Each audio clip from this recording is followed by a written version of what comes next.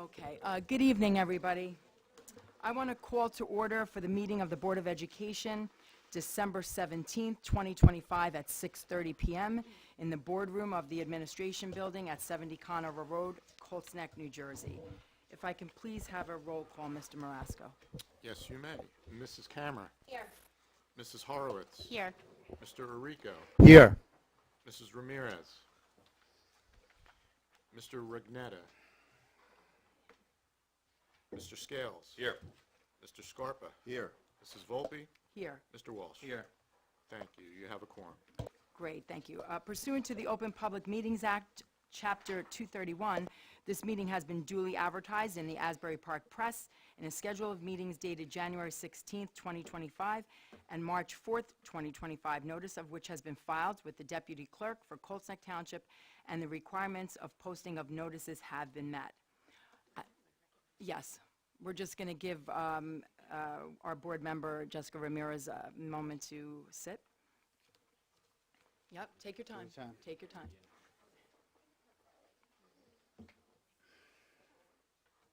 All right, recognizing Mrs. Ramirez's attendance.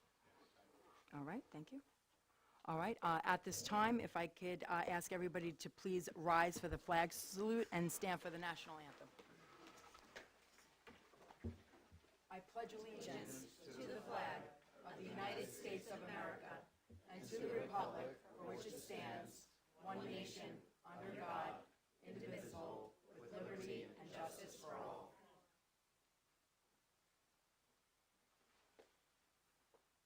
Mr. Scales, could you hit enter? This isn't working. Oh, hold on. Just hit. Yep, no worries. Hit to the right. Just hit the advance button. Hit enter. And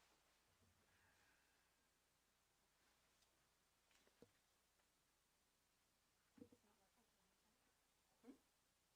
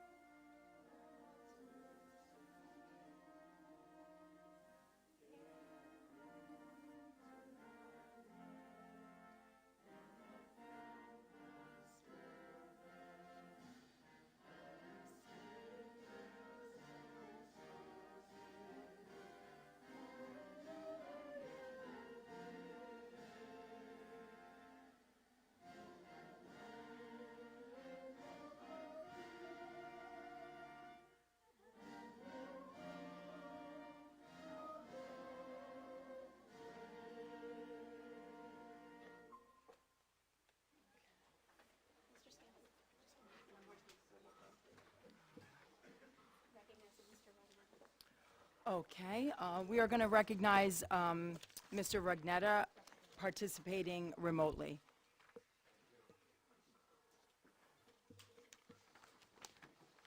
Okay. Once again, good evening, everybody. Thank you all for coming out. I know there's a lot of familiar faces here and some new faces here. So we just want to welcome the new faces, welcome you to Colts Neck, and we appreciate you attending our meeting this evening. We have a lot to cover, so we are going to start with the approval of our minutes. We have several minutes to go over, 1, 2, 3, 4, 5, ranging from October 29th through November 19th. If any board member wants to have any comment on that, if not, we are going to take a motion to move and approve those minutes. Any questions or comments on those particular minutes? All right, Mr. Marasco, if we could move forward with the roll call. We need a motion Oh, and a motion. A second. motion, I'm sorry. Motion. Okay. Mrs. Horowitz?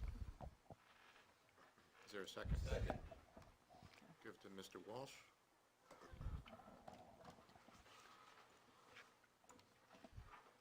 Roll call? Sure. Mrs. Camera?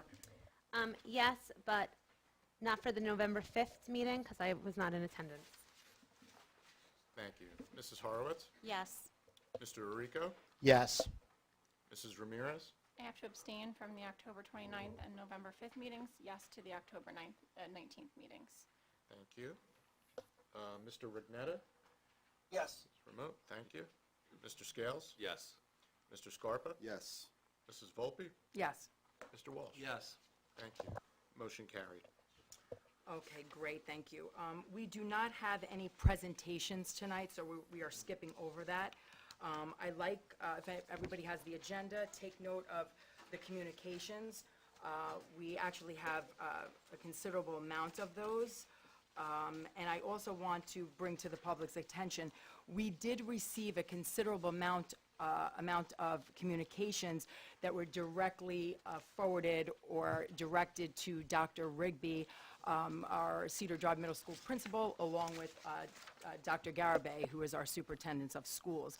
They were not posted on this particular communication because those, emails were not directed to the board. So if people are wondering why your communication is not listed here for the public, it's because they did not go through the Board of Education communication page.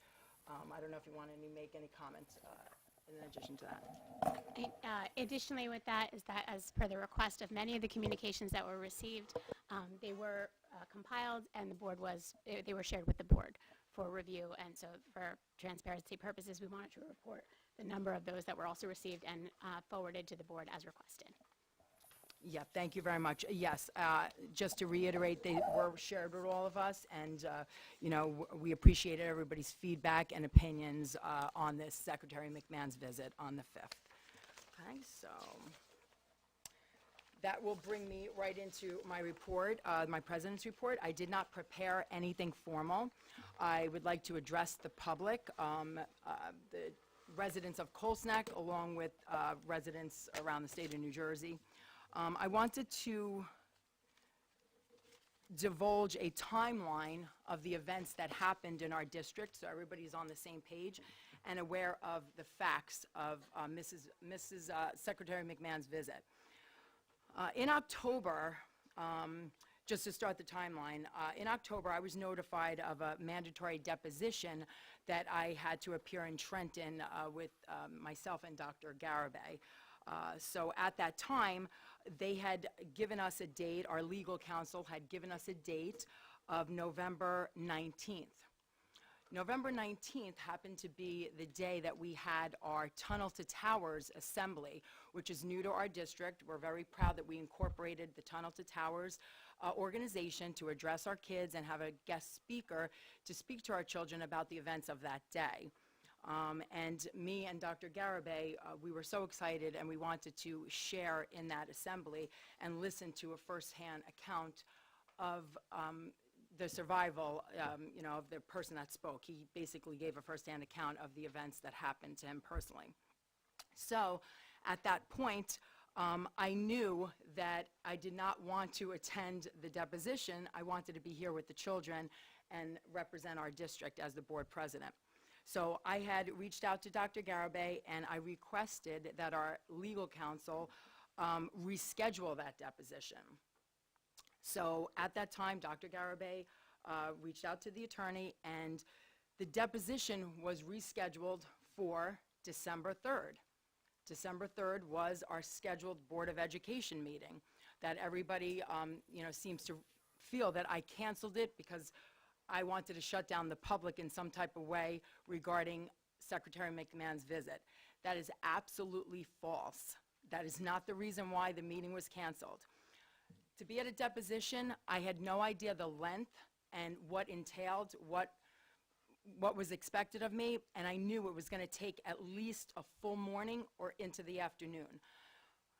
Being the fact that I was aware of that, I knew at that point that I was going to cancel that meeting. There was no way that Dr. Garibay and myself can be in Trenton early in the morning and be able to make a deposition and deal with the legal matters that we were dealing with. I had no idea when the end time was going to be, and I did not want to risk not being prepared for that particular meeting. So I had requested her to cancel the meeting, and that was done way before we had a date of McMahon's visit on Friday, December 5th. So regardless of rumors and misinformation that was put out by media, the public, that the meeting was canceled because I did not want to face the public or did not want to hear the public is completely false. If anybody who knows me in this district, I am not shy to controversy, and I do not back down. Anybody has a problem with decisions I make, I'm here to answer you directly. I do not hide, and I certainly would not have shut down the public's opinions of Mrs. McMahon's visit, or Secretary McMahon's visit.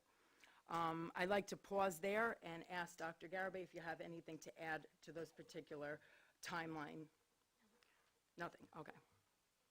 All right. So that's regarding that.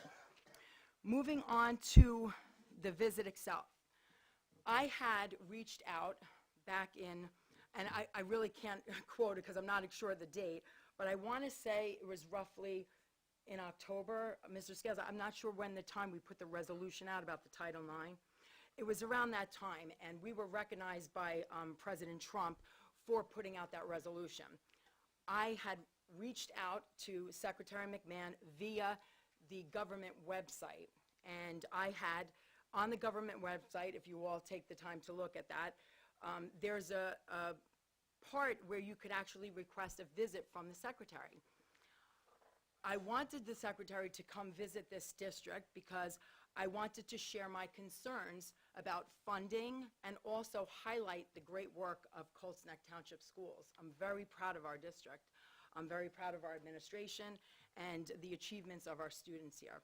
So when I reached out, I made a phone call, and I believe I submitted an email, but I can't remember. But I definitely spoke to somebody, and they said, we'll take your information, we'll pass it along, and I said, okay.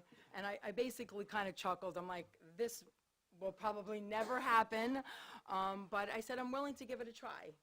You know, I really was, and that was coming from the heart. I wanted to basically have her come. I wanted to ask her, grill her on some questions that concerned me. And months went by and I didn't hear anything. On November 20th, I was notified by a girl named Summer. She is a personal assistant to Secretary McMahon, and she had reached out and basically asked me if I was willing to host the, secretary. And to this day, I'm still in shock that they called. I still can't believe we had the opportunity to do it. So this here happened. I spoke to her briefly about what it entailed, that she's supporting and promoting her History Rocks tour. And I was thrilled. I'm very proud of our history teachers here and the civics education we provide to our students. And I thought that it was a fantastic opportunity to highlight our school and our kids. Regardless of people's opinions of the secretary, whether you hate her, she's not qualified, she's a WrestleMania owner, I don't care, the craziness that people don't like her, she still is a cabinet member, she is a dignitary, and she should be treated with respect, just like I'm required to treat government officials that I don't agree with. So anyway, where am I getting with this? So we spoke briefly, and then I reached out to Dr. Garibay, and I said, Dr. Garibay, I don't even know if this is really true or not. And I said, and she was like, what? And I told her, I said, I would really love for Secretary McMahon. She's like, Secretary of Education? And I remember you were like, I think you thought it was someone in Trenton, the Secretary of Trenton, something down there. And I said, no, the cabinet member. You could chime in now. I know you want to say something. Right. You don't get that phone call a lot from your board president in your lifetime, and it was one of the moments where I think at that moment it was not confirmed on the 20th at the phone call. No, it was not. There was a tentative alert of it that could possibly happen with a follow-up confirmation to come. And so there was a tentative date thrown out of December 5th at that 20th meeting, but nothing was confirmed. And so we kind of just sat there for a minute, okay? And if you remember that timeline, the 20th, because we pride ourselves on communication and doing everything right, and I know that some of the feedback that we received as the administration, the person who was the primary center of communication for the district, the representative who does that, we are always telling our parents about assemblies and informing them of things like that. We received the confirmation from the staff involved at the government level on the 22nd. That email came on Saturday. So the phone call of the tentative was on Thursday. The confirmation was on Saturday. We had a planning meeting on Tuesday, which was the Tuesday before Thanksgiving, that notified us with all the requirements, the regulations, the communication structures, the potential security, all of the things that went into that visit were starting to become tangible the Tuesday before Thanksgiving. We went away for Thanksgiving, and then we had 5 days to prepare. Yeah, but I'd like to add to that. When I initially told Dr. Garibay, I respectfully requested that you please do not notify the administration or anybody, because, like I said, I honestly never thought that a secretary, a cabinet member was going to be here. And I told her, and she's like, well, Angelique, we really need to at least notify the principal. I mean, this, we have to let him know that this could actually happen. So I said, all right, please keep it to, Dr. Rigby and Mr. Moretta, I believe, because he's, in charge of the, security and all that. So we did. And then basically on the 22nd, like she said, this was the first email basically saying thank you for getting the information over. Mrs. Hinton asked me, can I have the superintendent's name, her contact, the police chief, the building and grounds, and I basically gave her all of that information, the contacts, all the important people that, even though I'm the board president, I really can't execute this event. The district has to do it, obviously per my recommendation or request. So these are the 2 emails right here that were between me and Mrs. Hinton. And then basically, like Dr. Garibay said, on the 25th is when we notified, you had notified Dr. Rigby to be there on the Zoom call. I was there for that. That was the actual first meeting that the administration, myself, the secretary's staff were all introduced on a Zoom call on the 25th for the event happening on December 5th. So whether people believe it or not, I know there's a lot of people saying, how does an event happen like this? That's how it happened. I have no reason to hide it. This wasn't months in advance. I didn't know about this. First of all, the way the government works, the federal government, this was my first opportunity dealing with the federal government. They fly by the seat of their pants. When they want to make an appearance, they have strict protocols. We don't announce it to the state of New Jersey due to security measures. We have our children in these buildings. We have a dignitary coming. We have, staff, and we just don't do that. So everything that was presented to me had to be approved by Secretary McMahon's chief of staff. So people were complaining that the information got out slow. Everything had to be thoroughly examined on what was being presented, what was, the chain of events, where the secretary was going to be, so on and so forth. So we were working against time. We had the Thanksgiving break in between. It was absolutely crazy, but nonetheless, this district handled it with the utmost professionalism, and I got to commend you, Mr. Marasco, the administration, the principals, Mr. Moretta, for handling this by the seat of our pants and with such great grace, and you guys did a fantastic job, and I am so sorry the way the public treated all of you. It was absolutely disgusting that the septic tank of vitriol that was aimed at our principals and you as a superintendent. You have worked so hard to lead this district with the amount of accolades that we have received, and it was disgusting, absolutely disgusting how you and the principal was treated. And I'll be honest, even from the people, the parents in this district, without checking for the facts first, everybody was so quick to jump to conclusions, and I really, really find it very, very sad. Moving on, We also had, this here was the email that I sent out to the board. Although I spoke to a few of you, letting you know, hey guys, I'm not sure, I think Sarah, you were the first person. We were at the veterans event and we were walking out of primary. And I said, hey, listen, Sarah, I gotta tell you something crazy. I said, I'm not even sure this is gonna happen, but, and you were like, I remember your reaction. She's like, what? And I said, listen, I'm not sure, don't mention this because I don't want to look like a fool. If I'm sure that's what you remember me saying. I said, please don't say this because I really don't want to be embarrassed. And then I don't know who else I spoke to. I made a couple of phone calls, but that's exactly how it went down. But their official notice of all the board members was November 25th. This is the email. It was Oprah requested.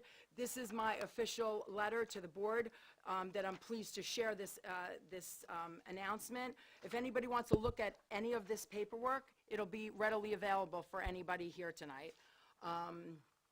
So that was the initial announcement to the board members. So just like the administration, it was very short notice. Okay, so that's that. Moving on to December 2nd, once we got everything approved and we were well on our way, Dr. Garibay put out the announcement letter to the district. It went out on December 2nd. Parents of Cedar. I'm sorry, Parents of Cedar Drive, I apologize. And it's actually right there, it's directed to the families. It went out on December 2nd. This year, the event was on the 5th. When we announce an assembly, this was the same structure we've announced with all of the assemblies. It's always been the same amount of time. There was no reason that, first of all, we weren't allowed to announce it any earlier than this date due to security restrictions. It's just common sense. Why would we put our district in harm's way just to please people, you know, that they knew, what, one more day, 2 more days? It doesn't make sense, the backlash about this particular the timeline. So December 2nd, this was put out. I made sure that everything was transparent. The Turning Point USA put this whole area into a frenzy. The reason why that was put in there is McMahon's History Rock Civic Tour is sponsored by 40 organizations. Now, if I didn't put that in there, okay, if I didn't put that in there, we would have been labeled as misguiding the public, okay? We wanted to make sure that everything was there, and you could find this easily on the internet. So I'm not here to hide anything, not at all. There was no reason to hide anything. Turning Point, like I said, I made a video for the community. Turning Point was absolutely never involved with coming here. They weren't scheduled to talk to our kids. There was no point of Turning Point being in our district at all. So I just want to make that clear. This wasn't a Charlie Kirk vigil. This wasn't a religious function at all. For God's sake, I don't even go to church. Everybody thinks I'm a religious freak. I don't even belong to a parish. I couldn't care less about Turning Point. This was an absolute honor to have a dignitary visit our school so we could highlight our kids. All right, so that was the letter, if anybody wants to read that the superintendent put out. It was all over media outlets and news programs. So that was the first thing. That this basically blew up into something that it should have never been. This here, where is the other letter? The next letter, oops, I may have misplaced it, if you have it. The next letter, we did get parents to say, I don't know what's going on. I want you to be more clearer. I want to know what the agenda of the day is. What are the kids going to learn? I don't know how I misplaced that, but I'm sure you have it. Okay, here is the second letter. This did go out late, and I do apologize. The reason why this went out late is because I was having a lot of issues with the Secretary's Chief of Staff. I was basically arguing that I did not want any political figures in our school building. None whatsoever. I don't care what side of the aisle they were on. That was my promise that this was non-political. So she, unbeknownst to me, told me that Mrs. Hanlon from the GOP in Monmouth County somehow snuck her way into this event. And I absolutely had a complete meltdown. And I said, there's no way Mrs. Hanlon is attending this event. It is a school function. This is not a political function, and it's not a way to get your mug on with the secretary with your upcoming election, okay? So I purposely made sure that she was barred from the event, okay? So while all this was going on, Dr. Garibay was basically freaking out, saying, Angelique, we need this approved by the Secretary Chief of Staff. Once again, her name was Chase. Chase basically told me nothing is to be sent out to the district without our approval, and I don't blame her. How do we know what we're selling? You know, they're the ones doing this program. We wanted to make sure everything was being done appropriately. So that went out. By the time we figured out that Mrs. Hanlon was going to be basically X'd off of the guest list, this went out, I believe, at 8:30 at night. Oh, I'm sorry, 7 o'clock. So this, everybody could blame on me why this went out so late. It's because the chief of staff was dealing with me barring Mrs. Hanlon from trying to politicize our event. Okay, so that's what happened with that. All right, where we are in the chain here. Now, moving on, Dr. Garibay put out to the board a chain of events for the day, what to expect. This here basically was just a draft of, you know, what to expect. You know, like to the board members, like she's going to arrive at such and such a time. She's going to do a little welcome. She's going to visit some classes. So it was basically just a timeline to warn the board exactly what was going to go on that night. So that was this particular email. All right, now we're going to get to the good stuff. All right, so anybody wants to see these emails to and from Dr. Garibay to the board. Now this here, all right, this is here as another agenda. Oh, I'm sorry. Yeah, did you want to add? I'll introduce that part of it. Oh, okay, I wanted to go over some of the questions. Did you want to do that? Nope. No, Okay, just I wanna feel bad, introduce it. I feel No. like I'm over speaking. Not at all, not at all.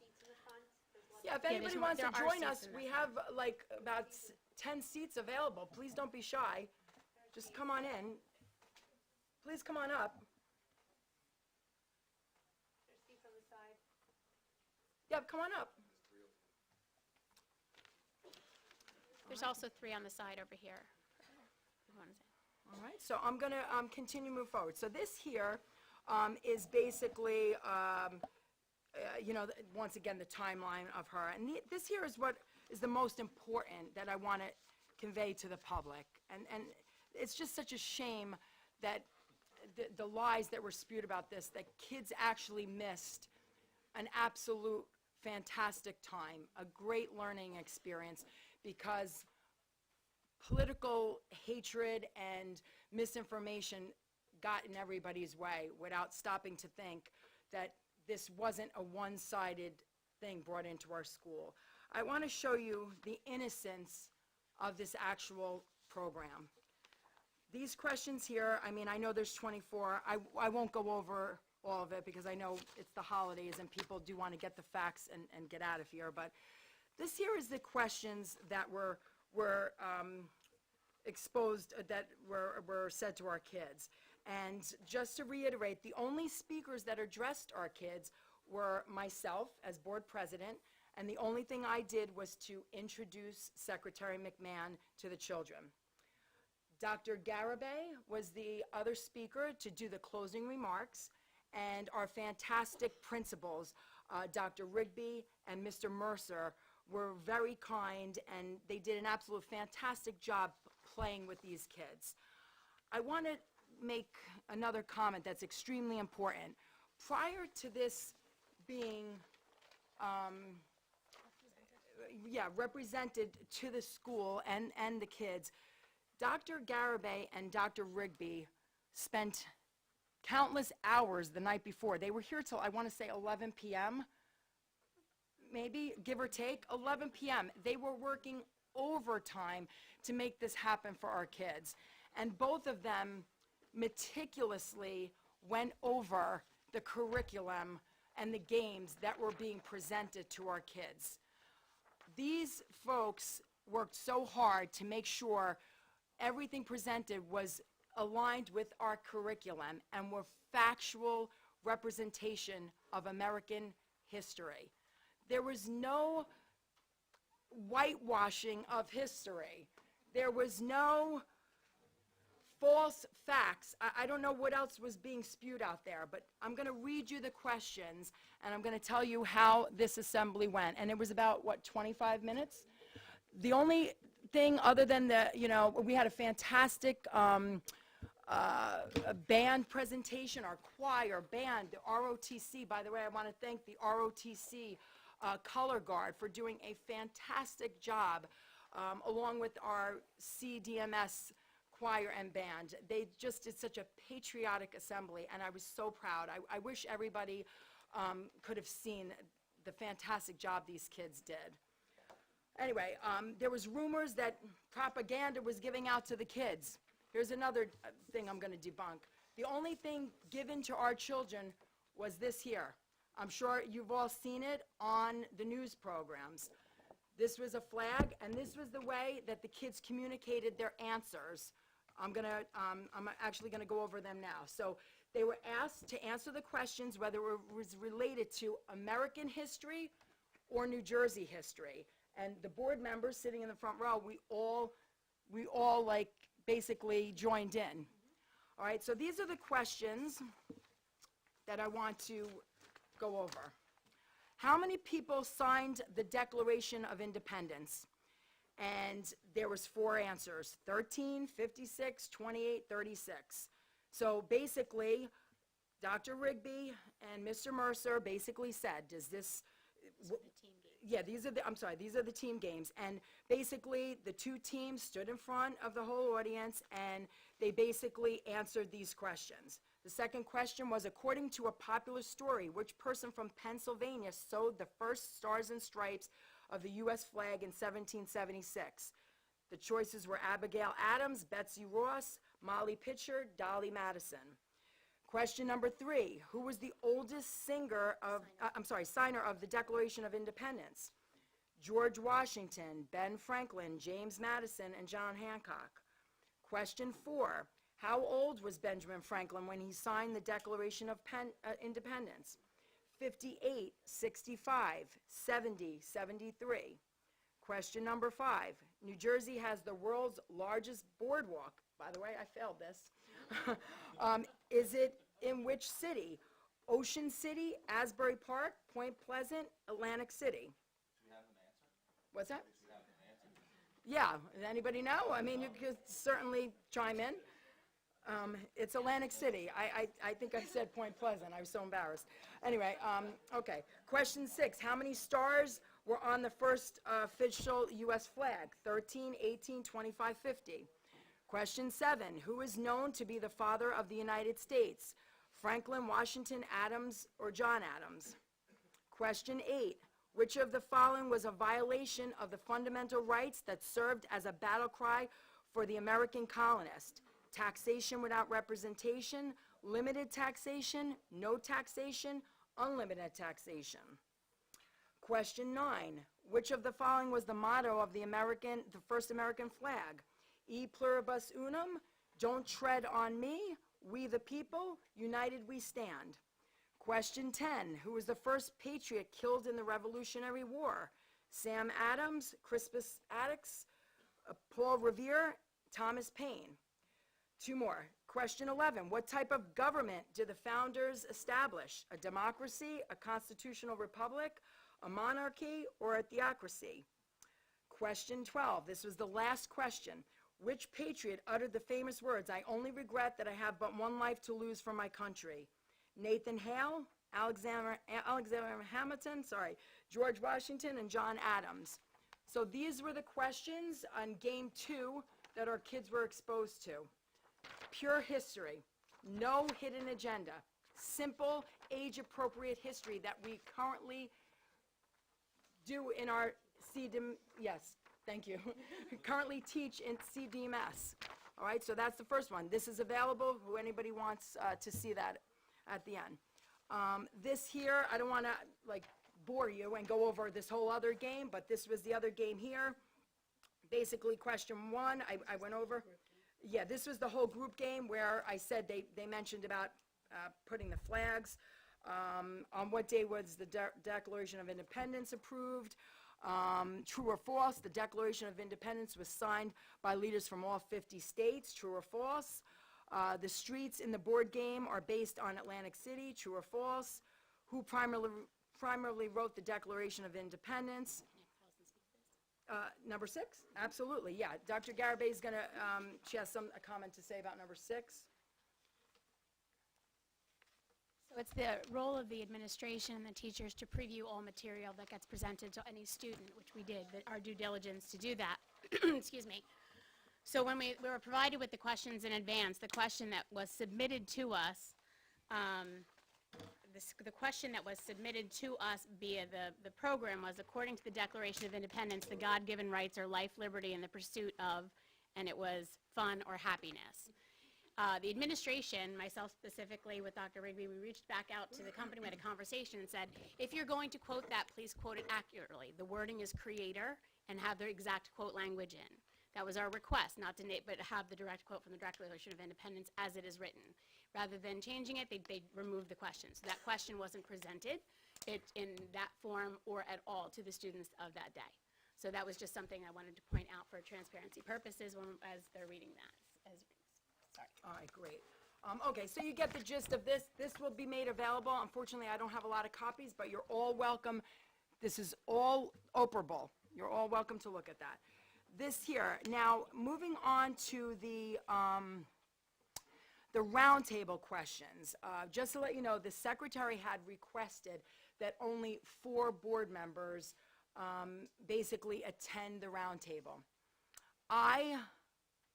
Knowing that all 9 board members would absolutely been thrilled to meet the secretary, I advocated for, yes, I saw that. I advocated for their presence at the roundtable. I think they deserve it. These 9 members worked tirelessly to protect our district, use your tax dollar wisely, elevate our performance scores, and they do it all on their own time, and they do not get paid.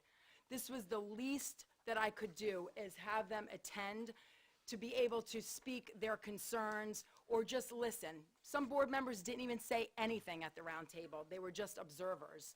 So I feel very betrayed that the community would think that we were holding some type of meeting without their knowledge. This wasn't a board meeting, it was a roundtable, and our administrators were asked to speak, along with, you know, we incorporated our children. I'll touch on that in a minute.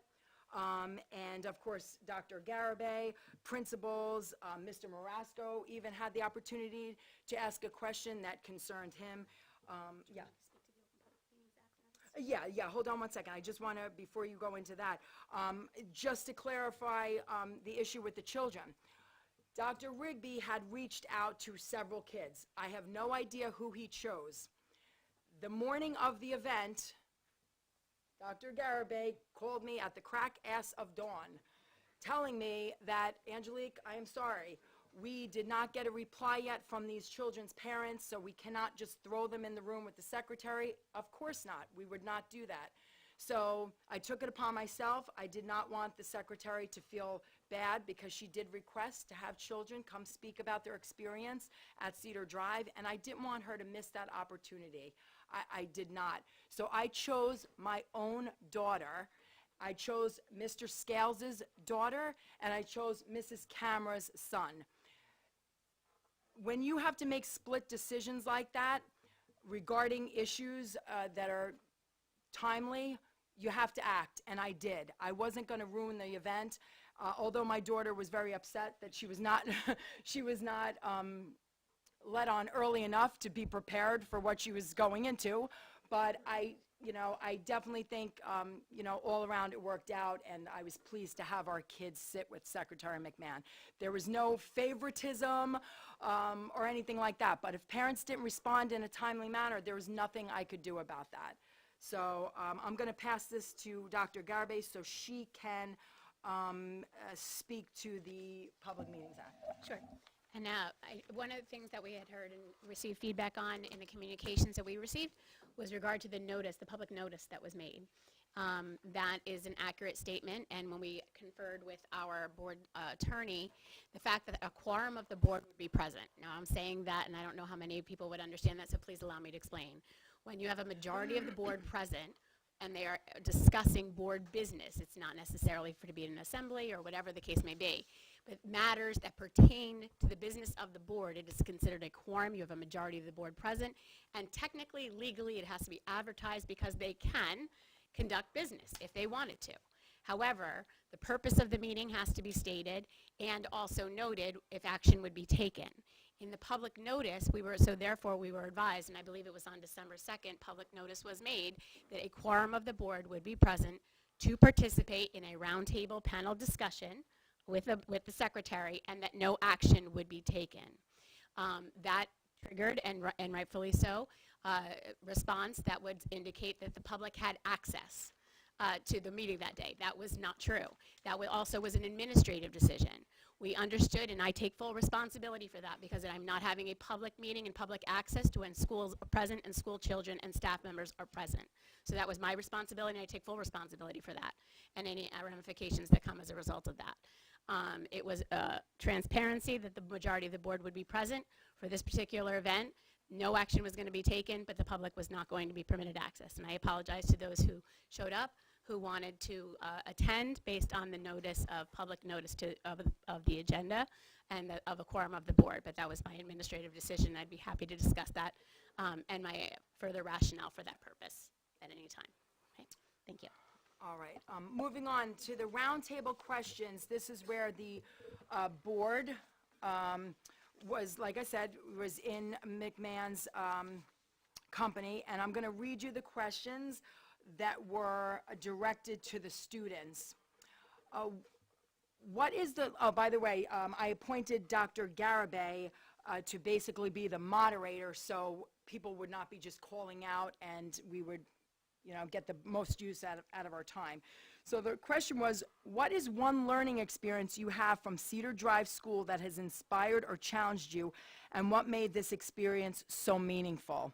I'm not going to get into all the answers, but the children, Mr. Scales' daughter, brought up our fantastic Stokes trip, and she was so elated to explain what that trip entailed, how much she learned, how much she, basically grew with her friends, and so on and so forth. So that was a fantastic opportunity for our students to shine and share their daily experiences and happy moments within our district. I was so proud, actually.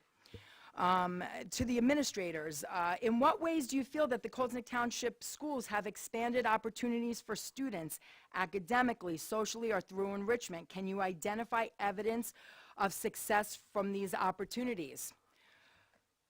To board members, how do you see your role in supporting a positive learning culture, and what initiatives have you been most proud of to see come to life in our district? Once again, back to students. As you reflect, think about your time as a student. Is there a specific persons or activity, class that you felt helped you discover your strengths or shape your future and goals? This was to all participants. What do you see as one of the most significant challenges facing education in New Jersey today, and how is your school or district working to address it? There's a few more. Like I said, I'm going to leave it here. I don't want to take up too much time. But these were just fantastic questions that we had the opportunity to share and ask the Secretary of Education. I mean, there was nothing malicious at all about this. There was no secret doings or anything. It was just a fantastic way to just have a conversation, really. It really was. And I'm just so saddened by the three-ring circus this turned out to be because of the media and certain members of the public. So once again, I'm going to leave this up here for anybody to view. There's another one. I also want to, make some comments. I specifically refused any media or news interviews. I knew from just the coverage from the previous day how slanted the news media was on this event. Posting Charlie Kirk's face all over this event was just shameful when he had absolutely nothing to do with it. Nothing. The guy is dead. He's dead. He had nothing to do with it. And shame on the media for bringing his name into this. The organization supports, sponsors it, whatever, but he had nothing to do with these questions and the round table, nothing at all. So I just want to let the public know, I specifically refused it because I don't need the media to validate me. I don't need the media to validate this board, and I don't need the media to validate Secretary McMahon's visit. I just don't.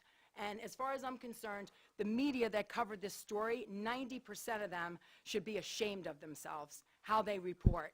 They should be ashamed of their journalism. It is just so disgusting how people slant this to get reviews, views, likes. I don't care what you say.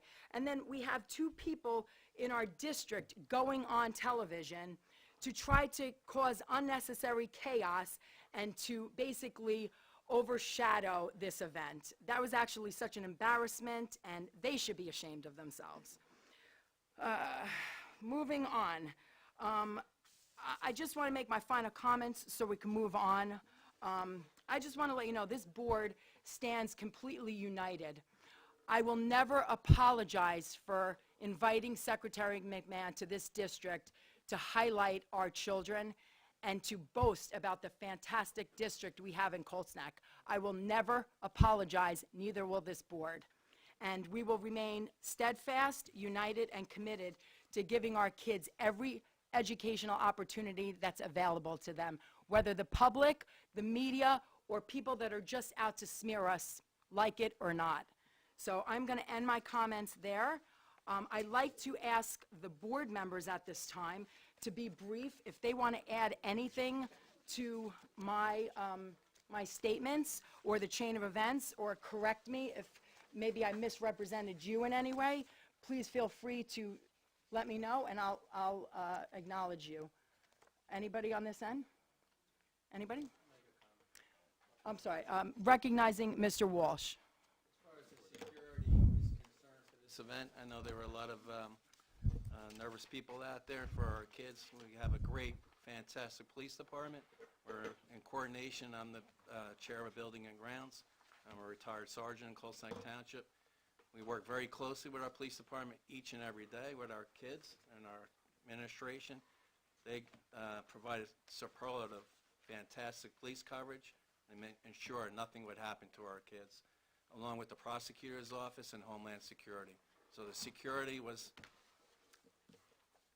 you know, unbelievable. And as far as Secretary McMahon's visit, I would have her back tomorrow. I just want to add to those comments about the police. I feel so bad. I did not thank Chief DeVito, Lieutenant Caswell, for their exceptional duty to our children. I'd like to thank the Secret Service, Secretary McMahon's detail, any law enforcement agencies that were called to expedite this event with the utmost safety for our district, our students, our staff, and Secretary McMahon. I got here at 6 a.m. the morning of the event, and the dogs were out, the drones were out. The amount of security in this place was just exceptional. And for my daughter to be in this building, along with 300 or 280 kids, whoever attended, I had absolute faith in their security. And I do believe that people are not out there to harm children. They're really not. They're just innocent kids, and I just wanted to thank all the police organizations involved. Anybody else? Mrs. Ramirez. Thank you. I just want to say thank you to you, Angelique, for helping to coordinate all of this. And I know it was a lot of work and a lot of phone calls and a lot of late hours. So it was. It definitely thank you for that. It was truly an honor for our district to have, like you said, a sitting cabinet member here. I think regardless of what side of the aisle you're on, it would have been an honor, several years ago to have someone from Biden's administration here as well. And I can honestly say that I think it's no secret where I stand politically. Google that. And it still would have been an honor because it's a sitting cabinet member. And just like we respect those positions, we would respect either administration's position. And then I also just want to say thank you to the administration because I know that was also challenging for our administration to coordinate a lot of things, as you mentioned, Angelique, lots of moving parts, last minute. So just thank you so much for everyone, your cooperation and having that all go off without a hitch, really. So thank you. One comment for me, if you don't mind. Yep, absolutely. You mentioned, obviously, we saw all the emails and stuff that you sent to us. Thanks for taking the time to compile all that, because there's a lot of emails. And I'll be very direct when I say this, but anyone that wrote in and used profanity, and actually, I think it was the C word someone called you, Dr. Garibay, I believe. Someone left a message on the phone.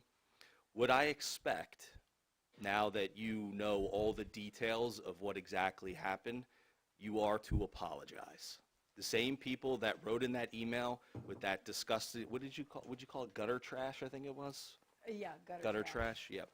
Every one of those people that took the time and the effort to call administrators, board members, like actual disgusting profanity, I want you to write an email directly to the same principals that taught you, that you wrote into them, the same superintendent that was your superintendent when you were here. If you have the gall to write an email like that to a professional, and now that you know the details of this, I hope you feel bad about it, all right? I want you to call in, and I want you to say the same message, reply all, apologize. And if you don't, your credibility is gone from this district completely. And we don't want you to write in ever again. You have the First Amendment right to say whatever it is that you would like. You have the right to be here as well. But what you don't have the right is to personally attack somebody for the hard work and what they do. So again, I expect an apology. And take it for what it's worth, my credibility, I don't care what you want. If you don't have an apology, you will have zero credibility in my mind and zero credibility to this district and the fantastic administrators that sit here every day and spend the waking hour of their time to make sure that the board is safe, every child is safe, and every bit of content that comes through these doors are age appropriate and safe for our children. So that's all I have to say on that. And thank you, Dr. Garibay, for everything that you've done. And I appreciate you handling everything with elegance and grace for all of this. Thank you very much for everything that you've done for this district and that you will continue to do for this district. Yes. Thank you. Thank you very much. Ms. Volpe, if I can add to that.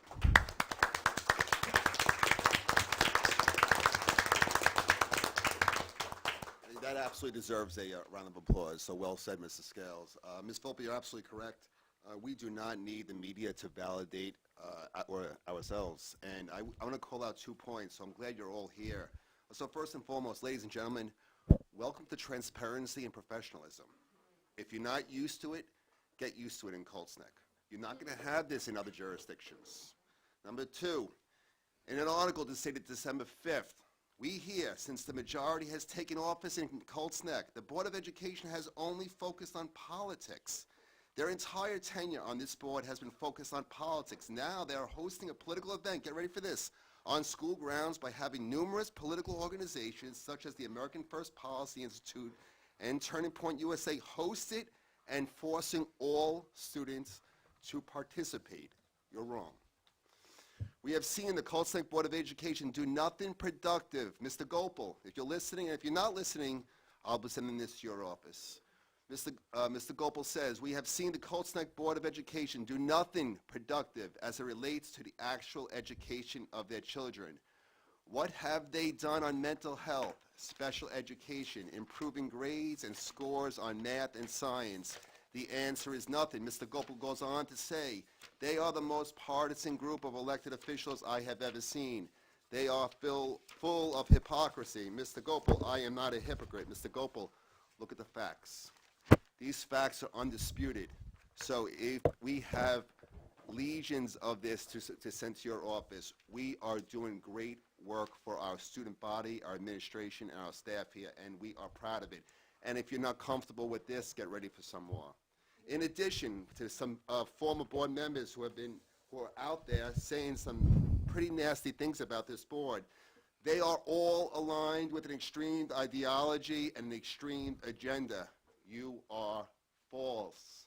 I am not aligned. You can say yes all you want. I am not aligned with an extreme ideology and an extreme agenda. I speak on behalf of my board members as well. So welcome to professionalism and transparency.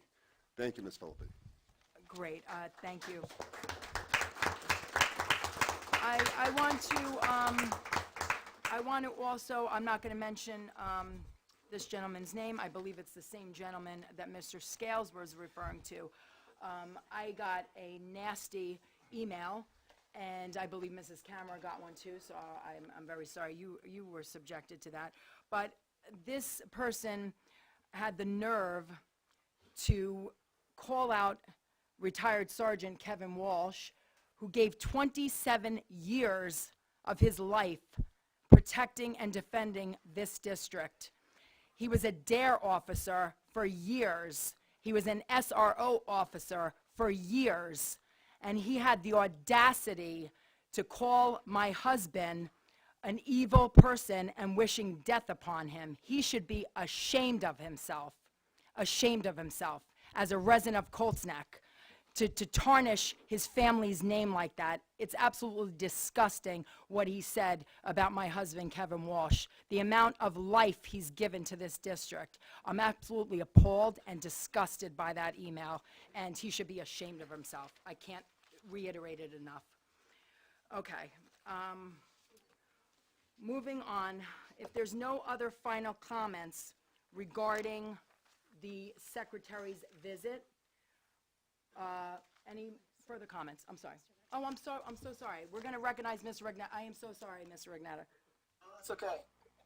I just wanted to thank you, President Volpe, for all the hard work you've done putting it all together in such a short notice. And thank you, Dr. Garibay, for everything you did and all the administration for putting it together. It was a great event, nonpartisan event, and I was very honored to be a part of it. So thank you so much. And I just want to say something to Senator Gopal. When I ran, you came to my door. I didn't know you came to my door. I saw it on the Ring doorbell later. But I want to say to you, you're the reason why. You're one of the reasons why I ran for this board. And for you to go ahead and write such a thing without knowing all the facts, shame on that. Shame on that. I would never do that to you. And no one on this board would ever do that to you. And I want to say congratulations to Vice President Phyllis Camera for the response you did, and everyone else who helped work on that response. You did a great job. So thank you.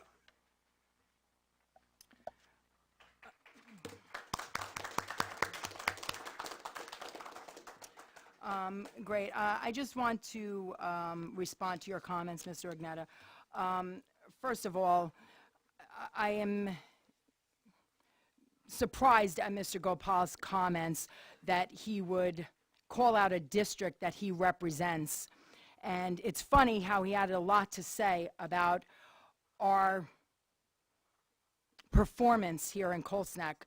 Meanwhile, when I and Mrs. Camera attended a virtual meeting, I'd say maybe 6 months ago, I don't remember the date, I had asked him a question, several questions, and he had this many answers for me, this many. I had asked him about the affordable housing that's being forced down our throats and how our children are going to suffer because our small district is going to be overcrowded. And his answer to me was, you could come meet me or we could discuss it at my office. There was about 40 people on this call with the New Jersey School Boards Association. I believe that was it, correct? And the fact that he shamefully cowered away from that question tells me everything I need to know about him. He is a weasel, okay? And I like to just call him out for this shameful comment when this district has done so much for our kids. So that, I'll leave my comment at that. Okay. All right, if we have no more questions or comments regarding Mrs. McMahon's visit from the board, anything, I'm sorry, I don't want to cut you off. Is there anything left for you? Okay. All right, we are going to move to our board liaison reports at this time. I am going to start with Mrs. Horowitz, representing the Parent Advisory Committee. Go ahead, Mrs. Horowitz, if you're ready. Thank you.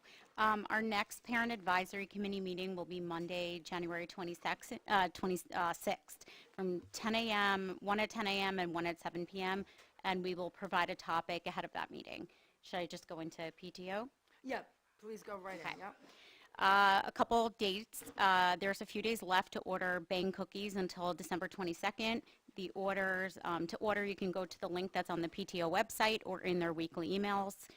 December 23rd is the 8th grade breakfast from 9 to 11 in the middle school cafeteria.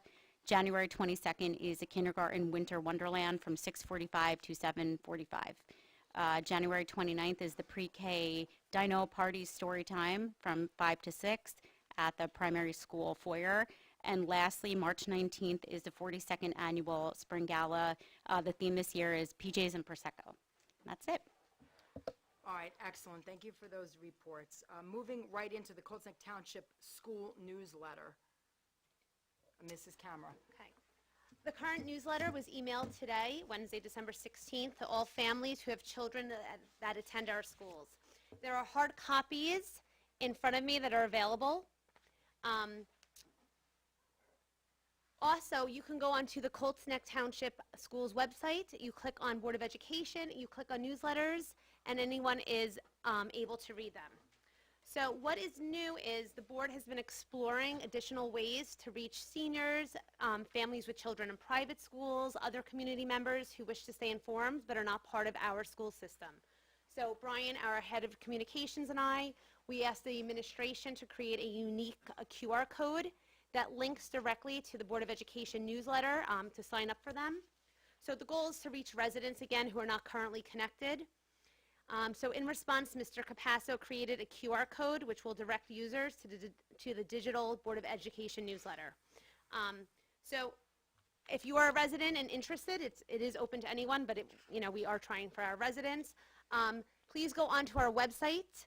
The scan, the code will be on the Board of Education newsletter page. It will be happening within the next 24, hopefully to 48 hours, which will again allow administration to share the newsletter.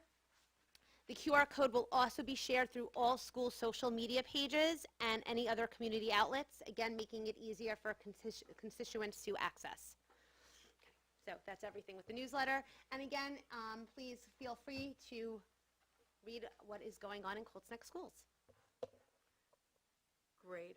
Thank you, Mrs. Camera. I know that is quite a job that you have undertaken with that. The amount of time you give, I always say it during our meetings. We certainly appreciate it.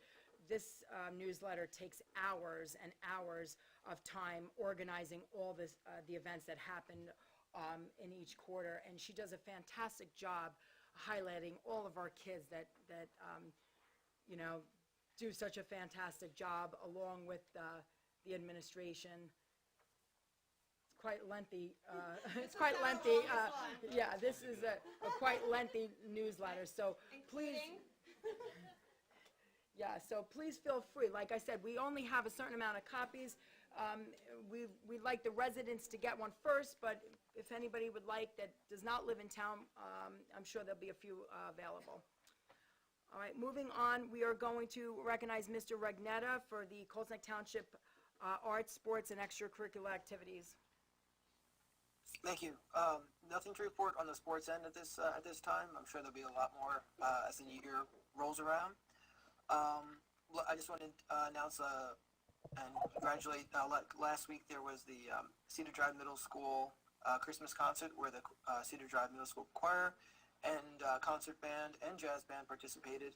I wasn't able to make it, unfortunately, due to family obligation, but I did see video and pictures on our social media, and they sounded great, looked great, and just very proud of them. They did a great job, and I want to commend all the band teachers and the choir teacher for putting on such a great performance. You're doing a great job, and the kids are doing a great job, and I look forward to more. Thank you.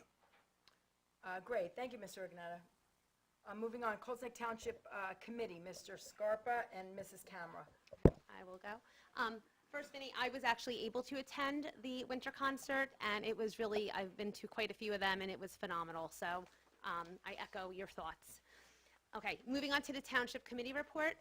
The meeting began by Mayor Buss issuing a proclamation recognizing National Drunk and Drug Driving Prevention Month on behalf of the Colts Neck Prevention Alliance, which is chaired by Anita Dedalis.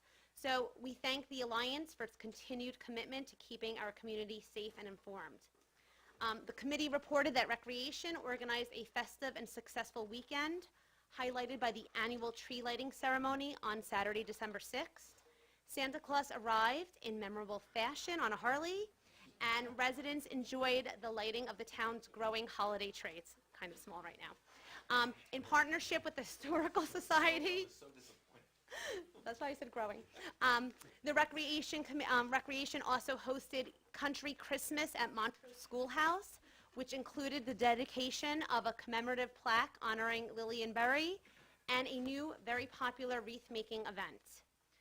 Our senior program continues to thrive. We now have 292 members, and the annual luncheon will take place on December 18th at the Molly Pitcher Inn, so warm wishes to our seniors. The Colts Neck Sports Foundation elected officers. Participation in township sports programs remains in the high hundreds. So again, it's wonderful that we have so much youth engagement.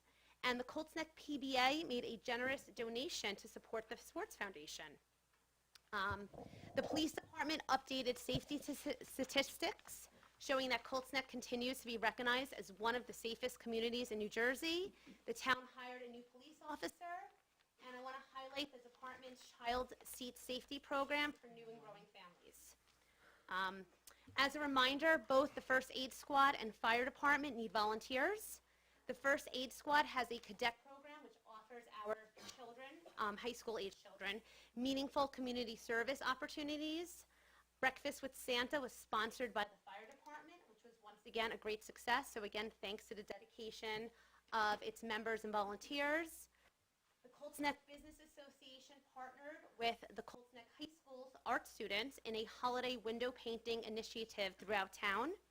Winning students received monetary awards, and the project added, of course, festive spirit to our business district.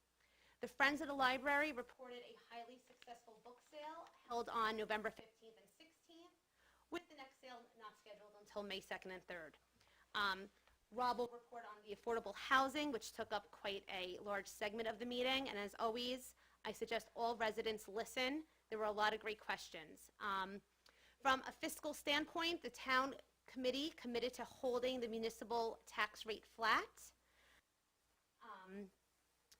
And this was something I never heard of before. Councilman Viola recognized the work of the Semper Fi Santa organization, whose mission is to honor the service and sacrifice of military members.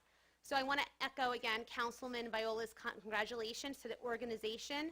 Following a recent fundraising dinner, they raised $20,000, providing gift cards to families at Naval Weapons Station Earl and Joint Base McGuire-Dix Lakehurst. So I thought that was just phenomenal.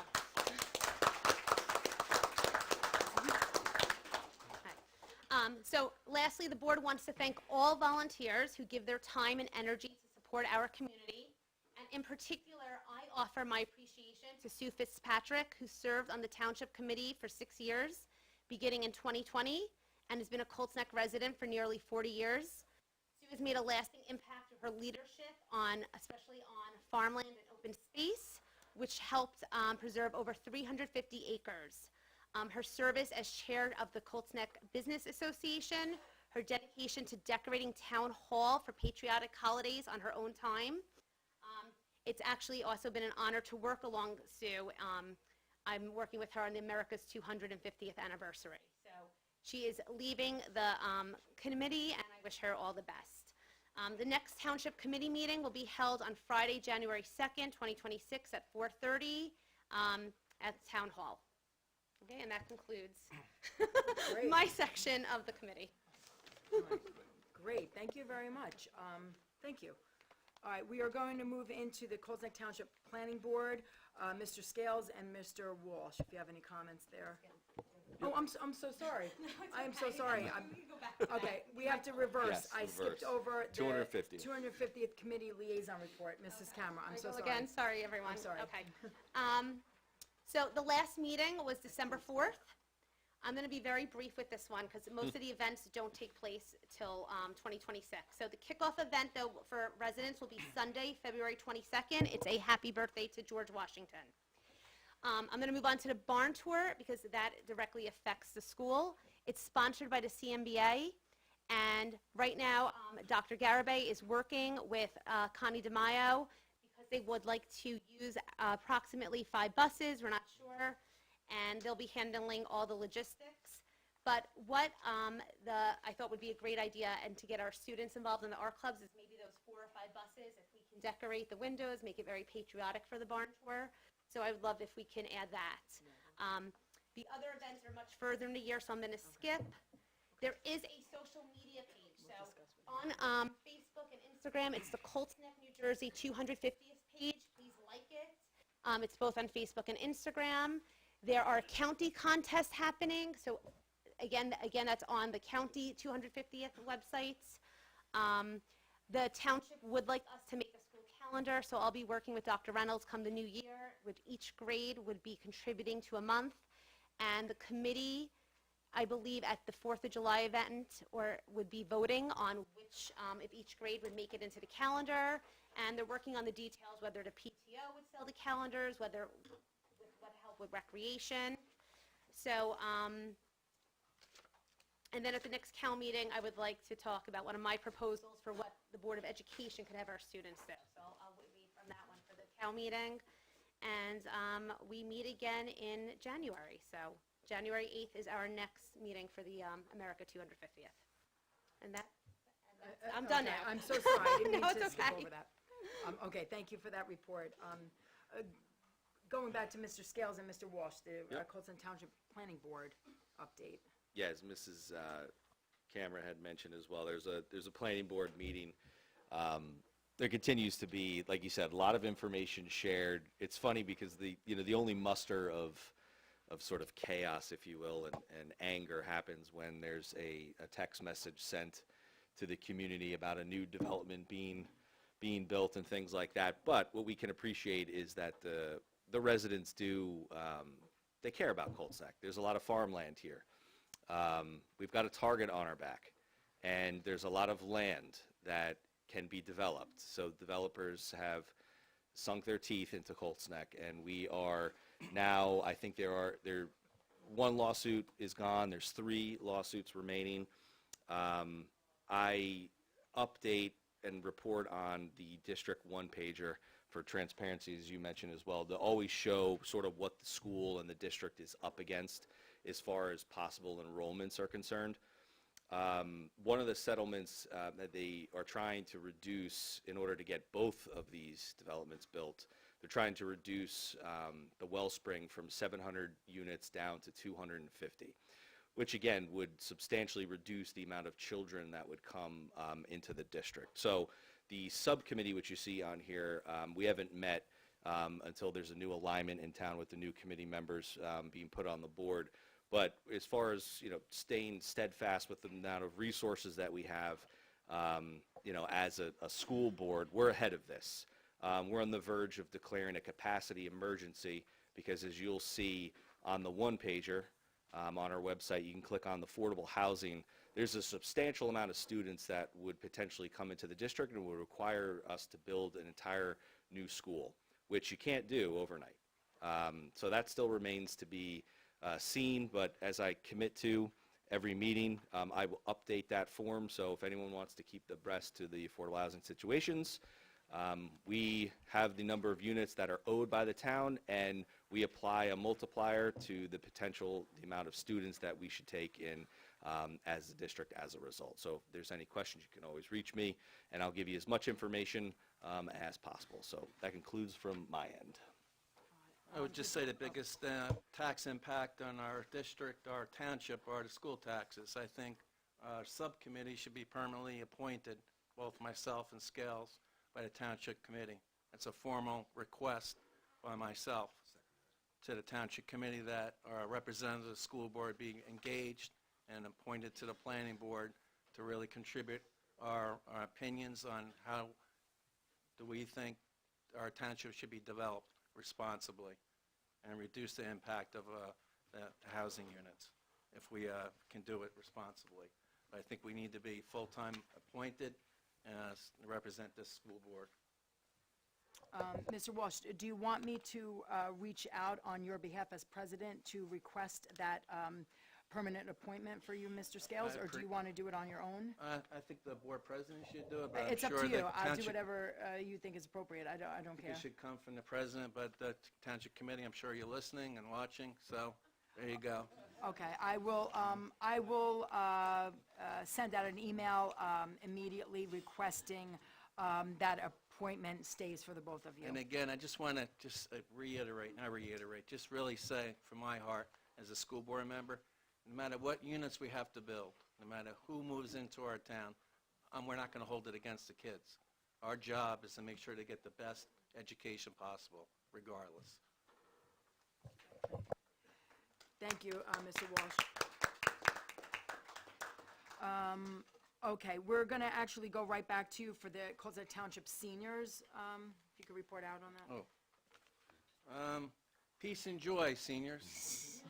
I'm a senior myself, so a lot of seniors don't have their husbands or wives around. They're by themselves. The seniors have a telephone chain. They call them, wish them, how you doing, Merry Christmas, Happy Hanukkah. That means a lot. So peace and joy to my fellow senior citizens, and the best of holidays and health. Thank you. That was a very kind reminder to, check up on our neighbors. Thank you, Mr. Walsh. Okay, moving right into Naval Weapons Station Earl, Mrs. Ramirez and Mr. Scarpa. Sure, I'll be brief. The board and administration team are proud and honored to educate and support our military. I think it's very well worded here, Ms. Camara, thank you. And our military's connected students and their families. This recognition reflects in our ongoing commitment to ensuring that all feel very welcomed, understood, and supported throughout their educational journey. We received the Purple Star Award for all three schools for 2025 through 2028. This is no joke. This is special. This is what it's all about. It's a special recognition for this town.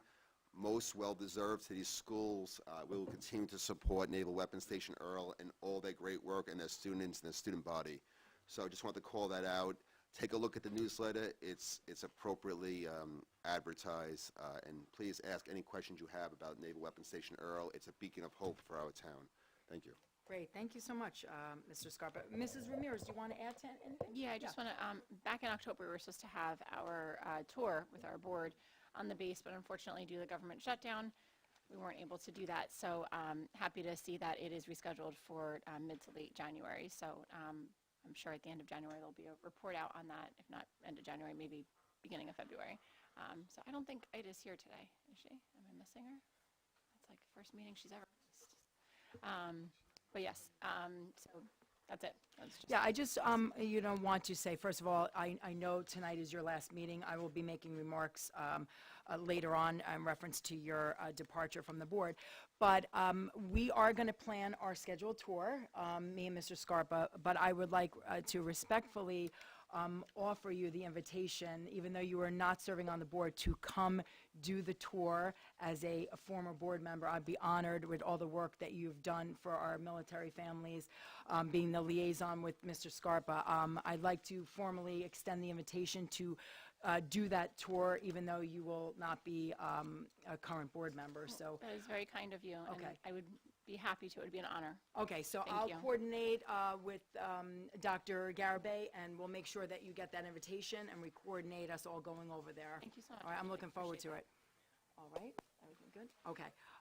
Terrific. We're going to move in the state and county school boards. I'm going to report out briefly. We had our county meeting on December 2nd at Howell Middle School. You know, they always host this event. It was an absolute pleasure to be there. The food was great.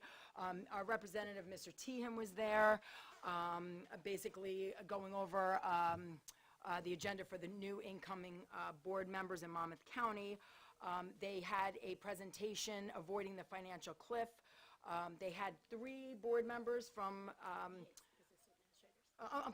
business administrators from different districts discussing financial challenges and giving opinions on how, what things worked for their particular districts. It was very informative. I thanked everybody for a fantastic event. Me and Dr. Garibay attended that together, and it was just well received by all the board members. Our county superintendent, Mr. Richens, was there, and it was great. He did his annual jingle bells. He made us all do a sing-along, so it was a great event. So we always appreciate our constituents over at New Jersey school boards. That concludes my report for the state and county school boards. The advocacy and government relationships, I don't have much, but I do like to say that now that I've established a direct communication with the Secretary of Education, I will be advocating as much as I can for our district. And that concludes my report for that. We are going to move right into the superintendent's report. I'm going to give Dr. Garibay the floor at this time. Thank you. Thank you. Welcome, everyone. I just wanted to thank the PTO, as we always do, for their busy work this time of year, all year long, for a successful Frosty Shop that was hosted earlier this month, and for all the amazing 2026 events that I've been discussing with the PTO leadership and members and all the flyers that we're approving and reviewing. Just thank you, and stay tuned for all the great and amazing work that they do to support the staff and students here in this district. So thank you for that. On Saturday, December 6th, as Mrs. Kemmer mentioned, the Crest Choir actually performed at the annual Colts Neck Holiday Tree Lighting at Town Hall. And we are so grateful every year to be invited to participate in this community event to add to the holiday spirit. So proud of our Crest Choir. Much thanks to our students, their parents who brought them out on a Saturday, and special thanks to Mr. B.J. Willis, the Crest Choir director, for doing a wonderful job with our students as always. On last Thursday, the same night as the concert, the CNTA blood drive actually successfully collected 33 units of blood at their annual CNTA blood drive. And just to put that in perspective, a collection of 33 units of blood actually has the potential to save 99 lives. So thank you to the community who came out to support this blood drive, who donated, and thank you for special thanks to Amy Lenahan for spearheading yet another CNTA successful blood drive. I also, as Mr. Regnetta pointed, I just want to point out what a phenomenal Cedar Drive Windhill concert that took place this last Thursday. I couldn't think of a better thing to do on my birthday than to be at the winter concert, and it was an amazing event. So proud of our 6th, 7th, 8th grade band, jazz bands, under the direction of Mr. Jeff Brown, our 6th grade chorus, 7th and 8th grade chorus, advanced chorus under the direction of Mrs. Christina Hubbard. It was just spectacular. And if you ever want to go to anything that puts you in a holiday spirit and just puts a smile on your face, it's certainly our concerts with our musicians under the direction of our very, very talented and dedicated staff. I want to specifically call out thanks and appreciation to our custodians, maintenance staff, transportation staff, and our facilities manager, Nick Moretta, for their outstanding preparation and response to Sunday's snow event, which was a lot larger than we all expected. Their efforts, combined with those of the Colts Neck DPW under the direction of Lou Bader, put us in a very good position to open on Sunday with just Monday with a delayed opening. And of course, I always want to thank our staff, and our families in advance for understanding that it's that time of year for inclement weather calls. We just want to thank you for your patience and understanding as those calls are something that they don't teach you how to do in superintendent school. So you have to, there's a lot of collaboration that starts early on, and so I thank you in advance for your time and patience and understanding as those calls are made throughout the year. But I especially want to thank our crews who made it possible for us to proceed on Monday. Tomorrow we have a very special, part of our strategic plan was to coordinate and plan for some more articulation, more opportunities for students across the campuses to participate or across the parking lot. So having elementary school students work with primary school, Cedar Drive students coming over, and tomorrow's another example of that at the holiday or winter recess school-wide meeting at the elementary school. The Cedar Drive band and chorus are coming over to perform to keep, we start our singers and our band, our musicians at the elementary school, and we're very excited that they're coming over for that holiday spectacular for that. I also want to, just as a moment for myself, I want to take a minute, as Mrs. Volpe, I know she's going to be speaking to this later, that tonight, this evening's is Jessica Ramirez's last meeting as a board member. Jessica Ramirez and I have served together for the past 3 years. She has been in different capacity, from policy chair, member of curriculum committee, and all the things, vice president of the board and president of this Board of Education. On behalf of the staff, I want to thank Mrs. Ramirez for her time and efforts as a board member serving the students, staff, and community. Mrs. Ramirez served on many committees, as I mentioned, and also her attention to, I want to highlight her attention to detail and commitment to the work of the board have made her an outstanding member of our Board of Education. Mrs. Ramirez, on a personal note, I want to thank you for your service and commitment to our students and wish you nothing but the best of luck.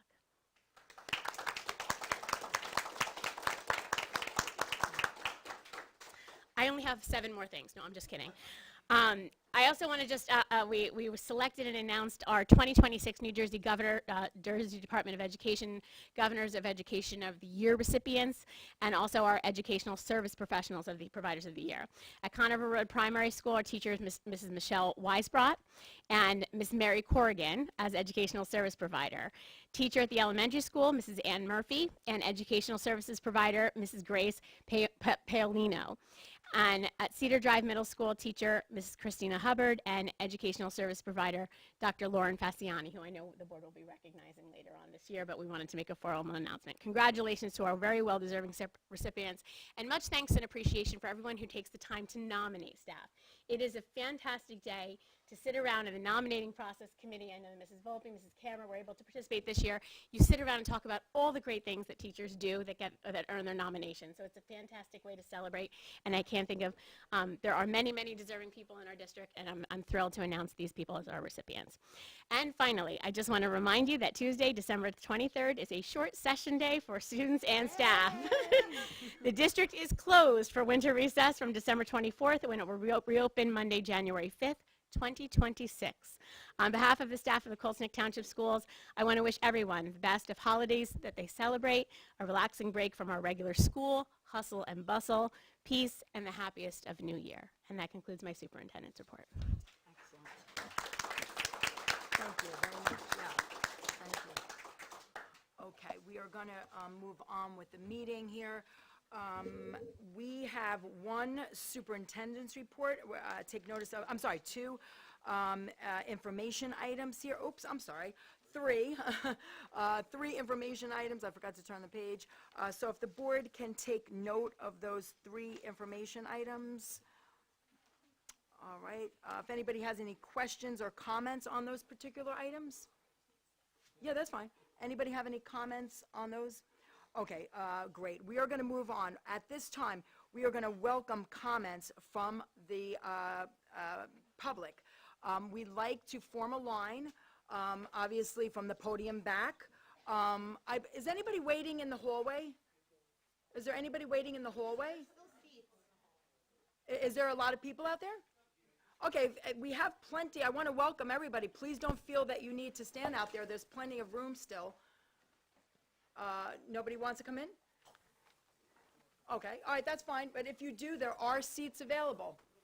Last call, okay. Okay, all right, all right. Let's start with comments. Please form a line. We're going to state, I'm sorry? Okay. If everybody can state your name and address for the record, and on, oh, it's on, great, okay, terrific. It's on. Well, I think it's on. yeah. Does it sound like it is on? It's definitely on. It's more for the live stream than us in here. Okay. And I want to thank you for your transparency tonight. We were away, but we are always concerned about education, so thank you very much. I am Janie Shilka from 61 Beaver Dam Road on the most beautiful reservoir around with sunsets every night. And I've been a longtime resident of Colts Neck and a voter in the school district. As a retired educator and grandmother of 6 young adults, I am not happy with the message carried to students at our middle school by the Secretary of Education on December 5th. And I did write it was a pleasant note. I don't understand why people can't be civil in their discourse. I did write a And we note to the appreciated principal with those my people that did concerns. that, yes. Our country was based on plurality of religious points of view and freedom of religious civil speech. Distortion of the founding principles weakens and can destroy our democracy, as all are needed to build a strong nation together. We must include all in our democracy and not just some. So I'm here tonight to testify as a longtime member of the League of Women Voters of Monmouth County. It's a 105-year-old national, nonpartisan political organization. Our mission is to empower voters and defend democracy. Quality public education for all children, pre-K through grade 12, is essential to that mission. And the history and civics curriculum is of utmost importance. We are concerned that the history rocks curriculum under development is inconsistent with the tenets of what public education is meant to provide. As promoters of democracy, we believe in teaching children the full American story, its triumphs and its struggles. The curriculum must be based on historical facts. And I offer the following specifics for your consideration. The League of Women Voters supports all histories being taught in school. History must include the perspectives and experiences of marginalized groups. The League of Women Voters believes in creating a more just, equitable, and inclusive democracy. The teaching of comprehensive American history is integral to this effort, and we ask you to seriously consider becoming a board of education that endorses truth in history, separation of church and state, and safety for all students. These are the priorities which the League of Women Voters believes will help to create well-educated, engaged American citizens for the future of our democracy. Thank you, and let's all be studying this History Rocks curriculum and get the transparency there, because we're very concerned about that. Thank you very much. Can I address you? Would you mind if I address you? Yes. First of all, I appreciate your professionalism and your kindness addressing the board. And I just want to let you know that this board completely echoes your sentiment. Nobody on this board believes in erasing history. I could assure you that. Whether our country is the greatest country in the world, and we do have stains on our history, but we learned from that, and we are who we are today. And I can definitely vouch for everybody here. Nobody wants our history erased, the good, the bad, the ugly. Good, yeah. We are who we are because of our history and what we've learned from it. So I completely respect your comments, and I do feel, I want you to know that the program, like I said, that I thoroughly described to you, I don't believe was whitewashing history. You got to remember, it's 6th through 8th grade. These kids are 10, 11. So we're not going to get, I'm sure this tour isn't going to get in depth on certain historical things. Just don't want to leave anybody out of the Absolutely, and I Thank you. agree, and that's Thank not you. our mission at all. Okay, And we just want to thank you for a fantastic comment, and the board recognizes you and agrees with you. I So hope we can all speak nicely to each other. I agree too, and that's Thank what we you. should do. Thank you. Okay, anybody else? Okay.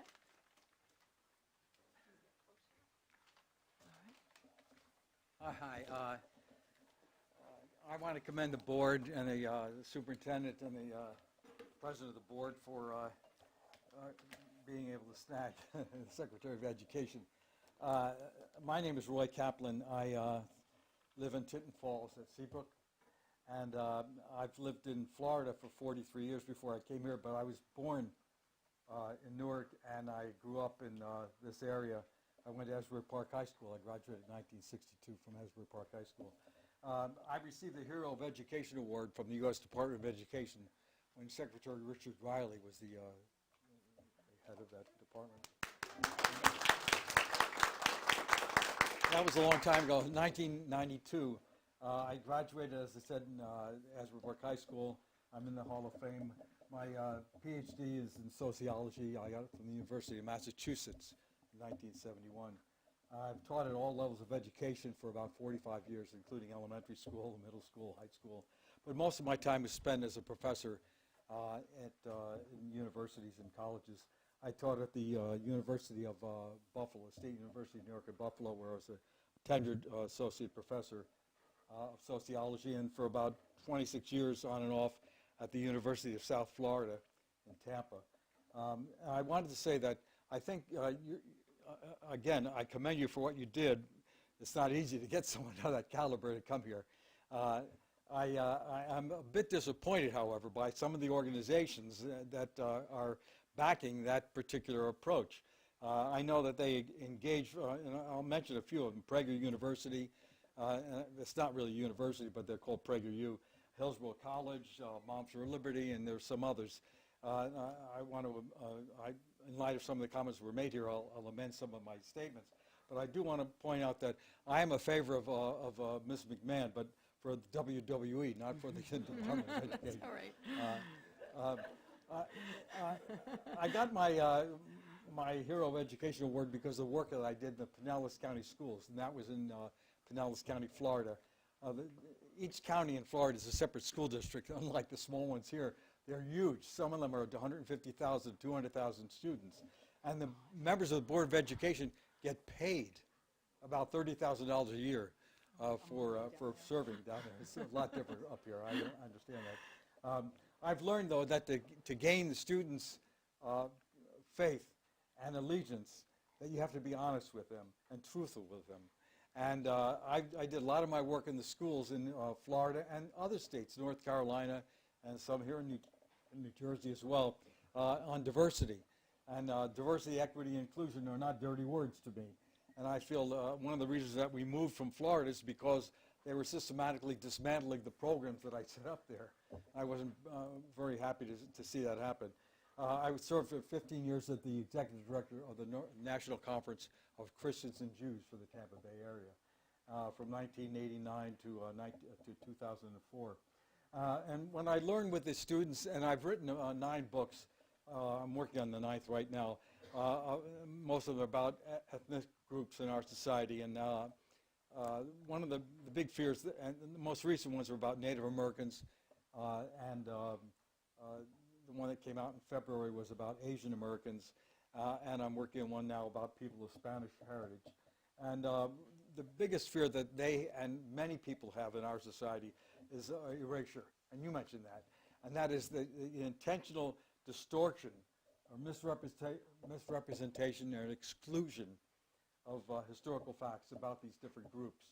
And one of the things that I've learned is working with students, if you want to get them to understand and cooperate and collaborate with you, it's that you have to practice the principle of telling them the truth and helping them understand that you're working with them and not against them. And by attempting to change the past, we will alienate our youth and as well a sizable segment of our population. And I have a fear that that some of the people behind this historical History Rocks tour might have ulterior purposes. And I just want you to to understand that our country was based upon the contributions made by all of these different groups. And we're at a momentous time in our development right now because we're about to move from a majority white to a minority dominated people of color social system. And I think that's what's behind some of the fears that people have. And I can tell you, examples of this, but I won't, I don't want to pass the time that I have. So what I'm saying is that by attempting to change the past, we risk alienating our youth and as well as a sizable segment of our population. And that we don't want to perpetuate myths and stereotypes that separate and divide us. And I hope that, that you will understand this. And I know you were put in a difficult situation. Who would turn down an invitation to have the Secretary of Education come to recognize the good things that this school board and this district is doing? So I understand that the bind that you're caught in. But I want you to understand also the fact that we have to work together to collaborate to promote the idea that the destiny of this country is a place, is for a place and continue to be a place that promotes and acknowledges the contributions that all the people in the society make. And I just wanted to conclude with that. Thank you for your time. I appreciate it. Great, thank you. Thank you very much for coming out today. I really appreciate you being here. So thank you. Yeah, thank you. All right.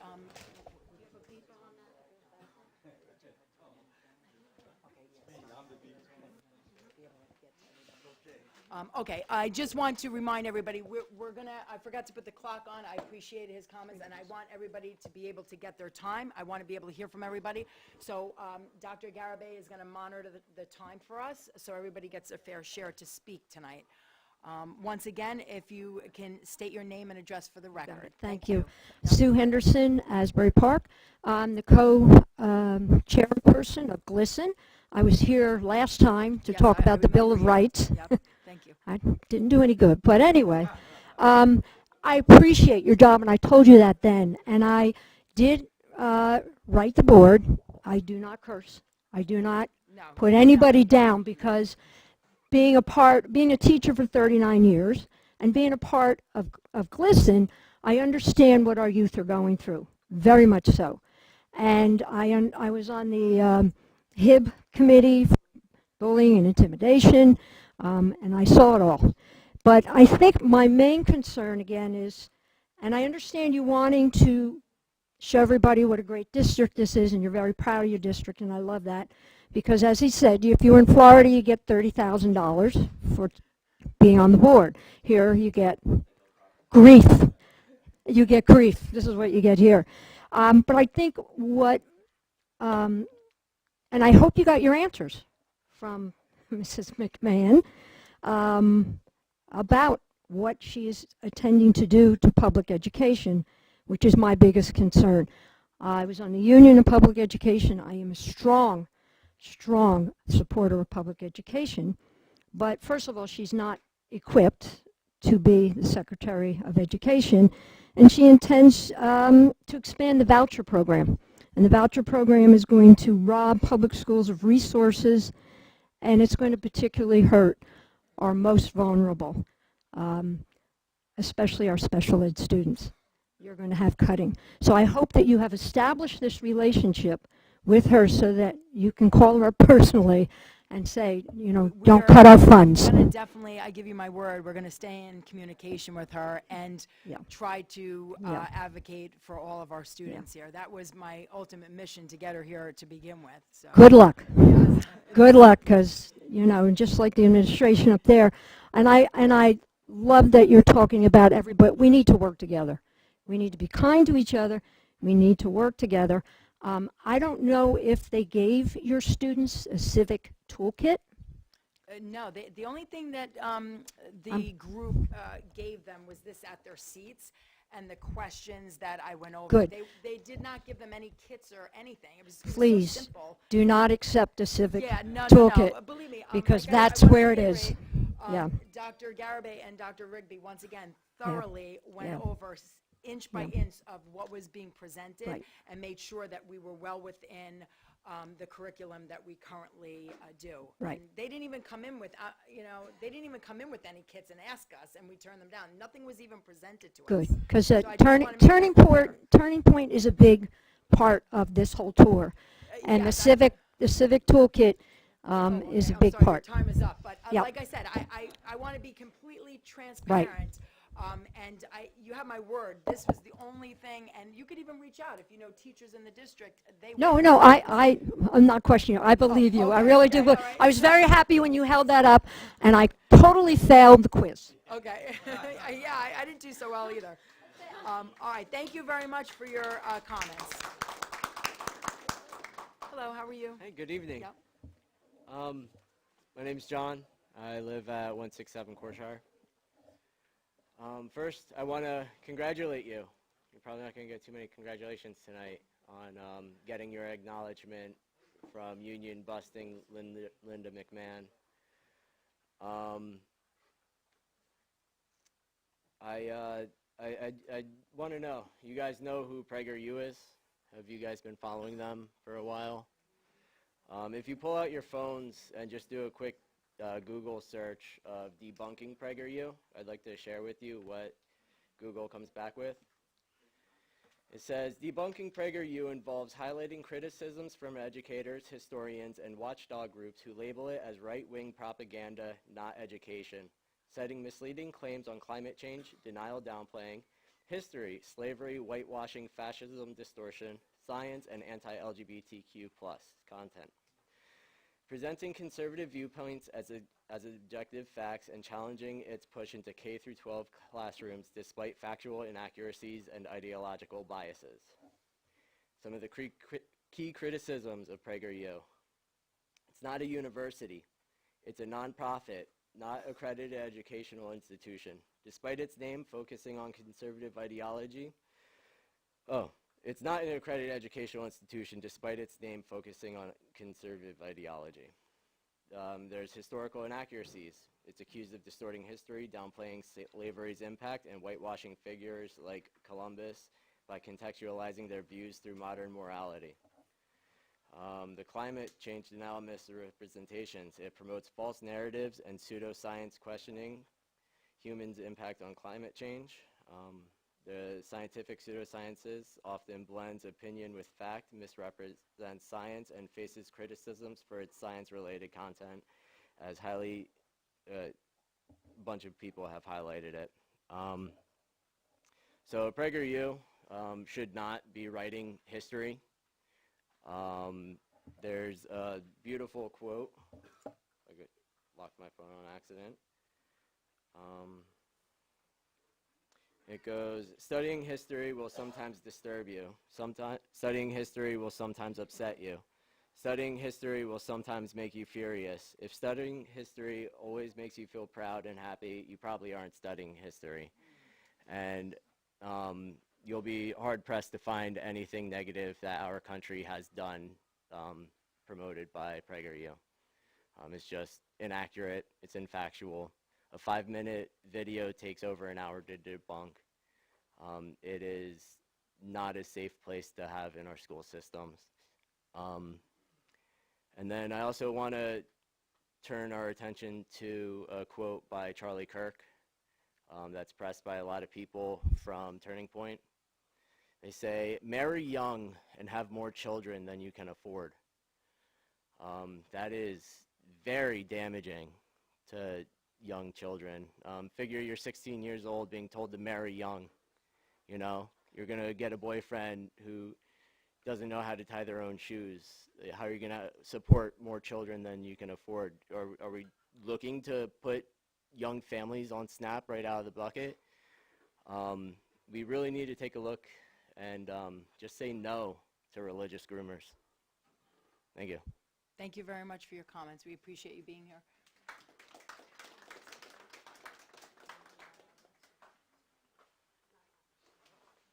Okay, maybe I'll have let's see. I'm sorry. Hi, Angelique. How are you? All right. Bob Seiko, Colts Neck. I wanted to say something based on what this gentleman just said. I hate it when people throw around the word fascism. My father landed on Normandy Beach and fought fascism.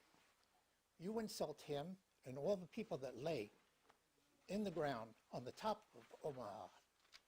Okay, now, what I was going to say, you and I had a long conversation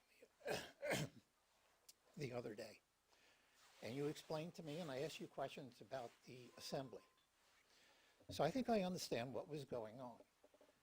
And I want to say that I want to congratulate the board for having this History Rocks assembly, and thank you for having it, in fact. You should have more of that. It doesn't matter who backs or a supporter. That was not in the assembly in any way. So again, thank you all, and that's all I have to say. Thank you for recognizing that. Thank you.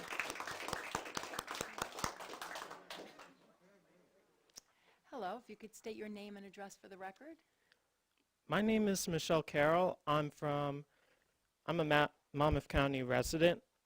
I live in Matawan. I don't live here. That's okay. So I heard the news about the event, all that spiel. Yeah. I know Linda McMahon, Secretary of Education. For me, for much of my whole life, I've been treated as like an outsider in a way. I don't see any reason why Linda McMahon would respect me as a woman of trans experience. And I don't see any reason why you would have her in this school district trying to make herself seem like she's anything more than someone who wants to dehumanize someone like me. And I don't respect that. And I hope you understand that. So I don't like it that you bring someone here like that with all that vitriol, because all I want to do is belong here as a human being. So please understand that, all right? People want to be civil. I've heard that all the time. When I graduated high school, people said, let's bring back civility. I'm afraid that went out the window in 2016. I don't think it's going to be coming back. And I think it's because of the fascism that does pervade in this society, of the belief that people who are seen as like assigned a certain sex at birth, doesn't matter. For all intents and purposes, I'm a woman. I don't care what anybody says. That's who I am. And if people want to dehumanize me and see me as a monster, so be it. But I don't care about what they say. Opinions are opinions, but prejudice doesn't belong in this country, and fascism doesn't belong in New Jersey. So understand that, all right? Great. Thank you very Happy much holidays. for your comments. Thank you. Hello, if you could state Good your name and evening. address for the record. Yes, my name is Alicia Rhea Harlack. I am a resident of Colts Neck, a mom of 2 kids, and my comments tonight represent my perspective as a member of the community as well as a parent. I'm here, and I wrote in politely, but also I'm here to continue to convey my extreme disappointment regarding the recent visit of US DOE Secretary Linda McMahon to our middle school. It felt like, as a member of the community who got no communication about the event, that the district was not necessarily being recognized for a specific achievement, but instead being rewarded for its partisan efforts and the relentless push to pass a parental bill of rights despite documented concerns and requests for further review from the Parental Advisory Committee weeks before, which I'm a part of. I appreciated the additional details on the timeline and how the event unfolded. I'm not sure and have to think more about whether those details justified the board's failure to follow its own policies about transparency, or in reference to some of the anguish, disruption that was caused, the students that missed school, not to mention the potential fiscal harm done to our district by security costs, teacher coverages, and the associated legal fees for the public records requests and other complaints that have been received. Our district, unfortunately, was made famous in local and national media for enabling a federal overreach into local autonomy and our existing civics education and social studies curriculum.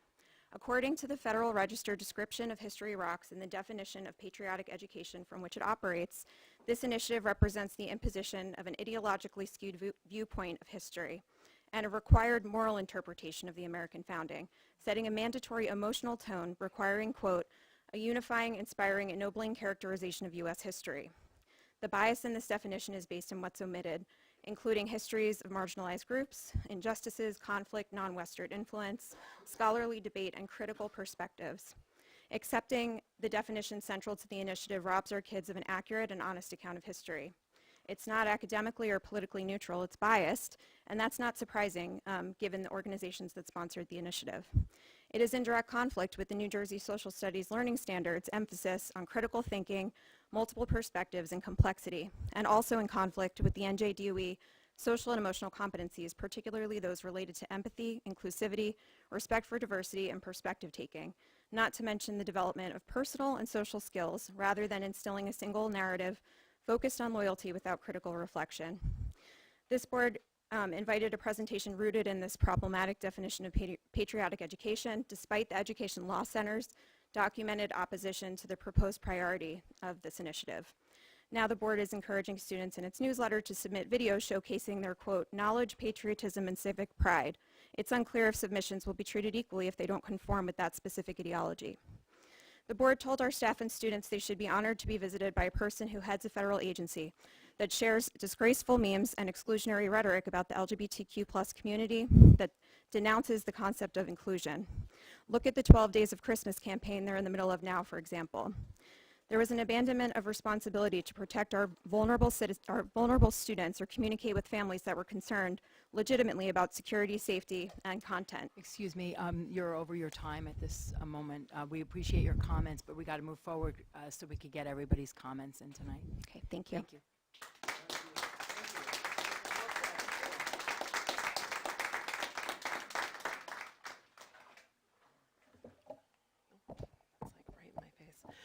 Allison Denoya, 4 Westminster Drive, Colts Neck. I want to begin by acknowledging what an honor it was for the district to receive a visit from the United States Secretary of Education, Linda McMahon. After many years of hard work by the administration, teachers, and students, it is impressive that our school district was selected for a visit of this significance. Having a national education leader spend time in our schools is something many districts never experience, and it speaks to the dedication and commitment within this community. However, it is at this point that serious concerns arose regarding transparency, access, and adherence to established law and board policy. Therefore, I'm speaking tonight because on December 5th, my rights and the rights of the public were taken away by this Board of Education. The same board members who claimed the public was denied entry in the name of protecting the students are the same individuals who several years ago yelled, threatened, and berated board members who were attempting to protect the entire school community during the COVID pandemic. On December 3rd, a public notice was posted regarding a meeting on December 5th. In accordance with the Open Public Meetings Act, I went to the school that morning and was denied entry to a public board meeting. I was not a threat to anyone. I was not yelling. I was not carrying a sign. I was simply exercising my legal right to attend a public meeting and hear what Secretary McMahon had to say. So I ask, what was discussed at the meeting, as you generally spoke about this evening? Will minutes be made available? Sorry. If any business discussed, the public has a legal right to know. Denying access to a properly noticed meeting is a violation of the Open Public Meetings Act. Saying this was done merely to protect the students is not justification, especially when there were no threats, no restraining orders, and no concern expressed about those attempting to attend. In addition, when parents asked to review what would be presented, on November 19th, they were denied access. On November 19th, this board passed a Parents' Bill of Rights guaranteeing parental access to curriculum and instructional materials. That did not happen.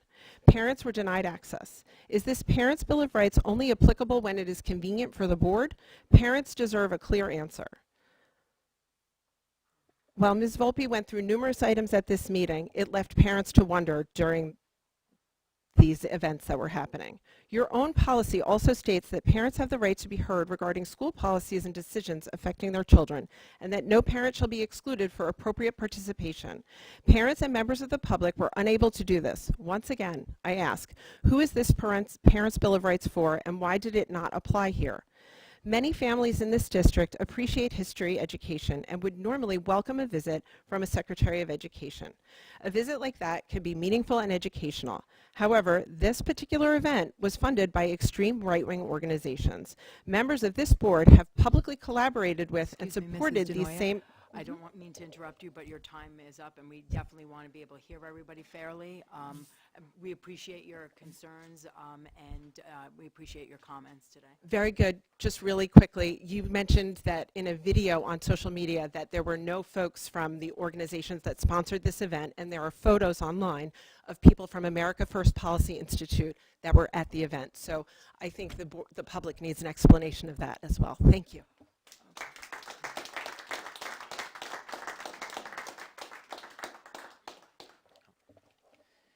Good evening. My name is Tom Colella. I'm a Colts Neck resident and a parent of 2 children in our district. And frankly, I am disgusted by the overtly politicized actions this board has taken in an apparent endorsement of numerous far-right organizations that helped to host the criminally inept Secretary of Education on December 5th. Additionally, your passage of the so-called Parental Bill of Rights is not only seeped in discriminatory contempt for the LGBTQ students and that attend this district, but is evidenced by the actions you took leading up to the Secretary's visit in an attempt to not look like fools, is also a clearly hypocritical farce of your own making. I would first like to address the nature of the History Rocks event, which, as most of us know at this point, was far from apolitical or nonpartisan, despite Ms. Volpe's assertions. While it is certainly an honor to host a cabinet member, that is not the true issue that I think most of us are addressing.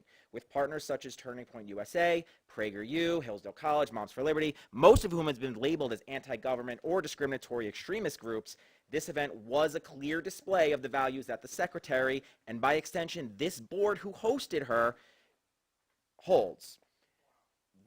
Wow, I know, right?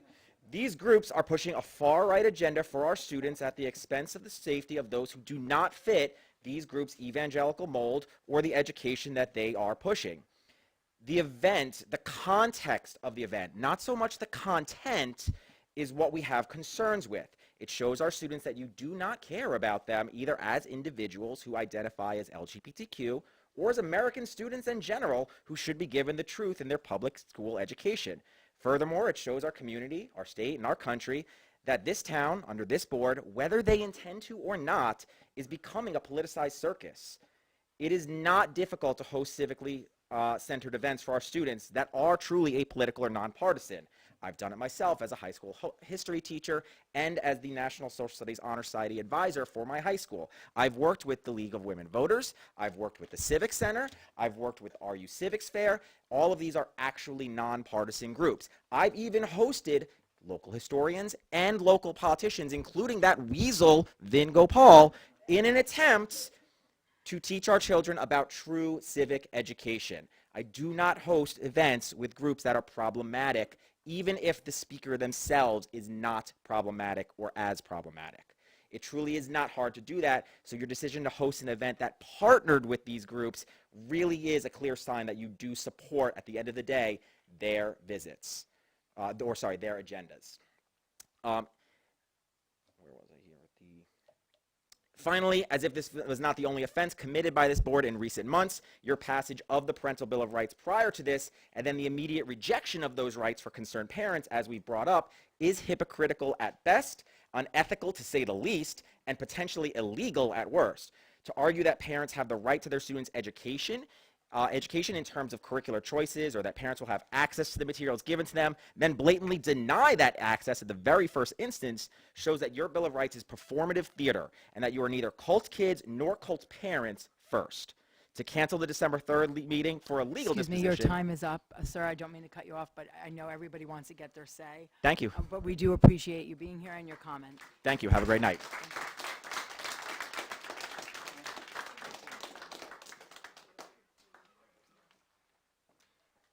Hi there, Franco Gradowski, Jackson.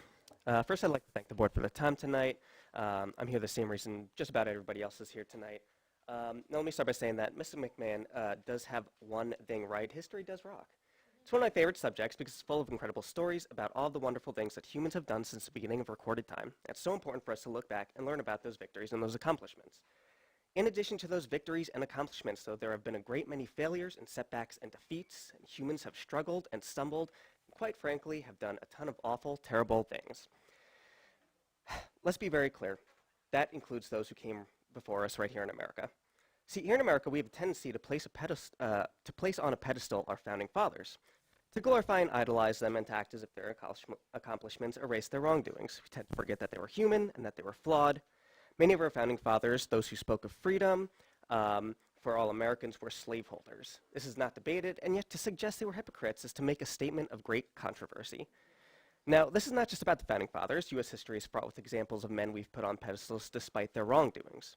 Now, why I bring this up, and what concerns me, along with many of the people who stand beside me tonight, is the fact this idolization and glorification is exactly the type of history that Mrs. McMahon and her partners are promoting.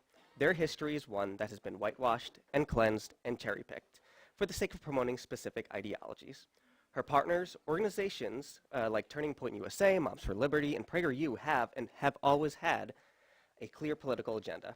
I know this, the room knows this, and you all on the board know this.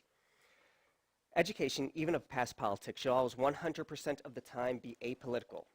You have a commitment to your students to give them the real history, the full history, good and bad. Inviting these individuals with clear disregard for that history is reckless and irresponsible, and the fact that you gave families next to zero notice of this event violating your own parental Bill of Rights is indicative that you know this. Your students deserve better of you, and I hope that you'll take some time to reflect on your mistakes and how to better serve your students.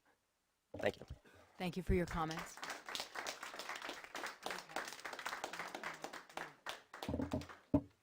Danielle Bellomo, Marlboro, New Jersey. Before I get started, I just want to give my disclaimer that I am a part of a Board of Education, but tonight I'm here as a parent, and when great things like what you guys are doing are happening just 8 minutes from my house, it's hard to not come here and speak. So good evening, President, Superintendent, and members of the board. I wanted to take a moment to commend this board and your district leadership for bringing such a meaningful and thoughtful assembly to your schools. What you provided your students was not about left or right or politics at all. It was about recognizing the importance of education in our country by those who lead education in our country and instilling pride in being an American. Every child sitting in your classrooms comes from families with different beliefs, backgrounds, and political affiliations. But one thing that unites them is that they are being educated in the United States of America. Assemblies like this remind students of the freedoms they enjoy, the responsibility that comes with those freedoms, and the shared civic foundation that binds us together. I want to commend you for your dedication to respecting our Constitution, honoring our country, and celebrating the anniversary of this beautiful nation. That takes intentional leadership, especially at a time when unity and perspective are so important for our children. I also want to take a moment to acknowledge your superintendent. The collaboration, care, and genuine love for your students is evident in the leadership, and it does not go unnoticed. It is a true testament to what can be accomplished when a board, a superintendent, and dedicated staff and administration work together with mutual respect and a shared vision. What your community is seeing is not accidental. It is a result of an intentional partnership, trust, and a collective commitment to doing what is best for the children of Colts Neck. As a parent and someone who has seen firsthand in various forms what can happen under poor leadership, I can tell you how refreshing it is to see an entire board under strong leadership that Angelique brings to the table, choosing to spend your free time seeking out new and enriching experiences for students. What you are doing here matters, not just to your district, but as an example of the positive strides being made in Monmouth County. Lastly, I heard for the first time tonight about the pushback on the last-minute decision of including your children. I have to say, as a mother of 3, I take sincere exception with this. The children of volunteer elected officials sacrifice more than most people will ever acknowledge. They lose time with their parents, they lose privacy, and often they lose a sense of normalcy because their families are constantly tiptoeing around public scrutiny. If anything, the pivot, which led to this recognition, is very special and an unexpected memory that these children will remember, which their volunteer parents worked hard to make happen. Thank you for your commitment to students, to civic education, and to doing what is right for the next generation. I am proud to be your Monmouth County neighbor, and I am so proud of the work that each and every one of you volunteers do. So thank you. Thank you very much for your comment.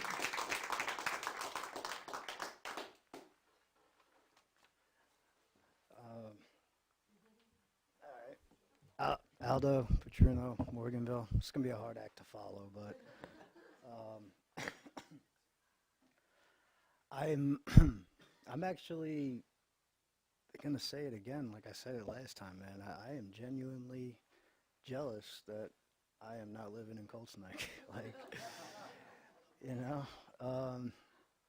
I don't, listen, I don't understand the, like, negative views on, having Miss McMahon come down.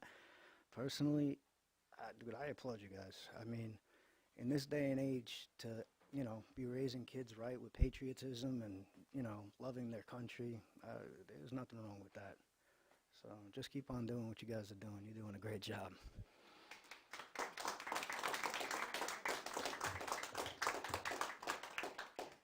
Good evening. Good evening. My name is Kim Lindley, and I reside in Manalapan. I'm a mom, former teacher, and a concerned citizen. First, I would like to thank you as a mom and a former teacher for taking a stand for the children. The new parental rights policy which you adopted, I pray that many more school boards will adopt the same policy. Also, I hope and pray that many more parents will become more involved in their local school boards. If parents can't get to the meetings, thankfully they can watch online. Parents working alongside the teacher and the school board increases success rate for all students. It is hard to believe that your local school boards are addressing these critical issues. Who would think that you would have a suggested policy, 5756, to keep secrets from their parents? A child can change their identity without mom or dad knowing. The school has a separate file, and the child determines when their parents will know.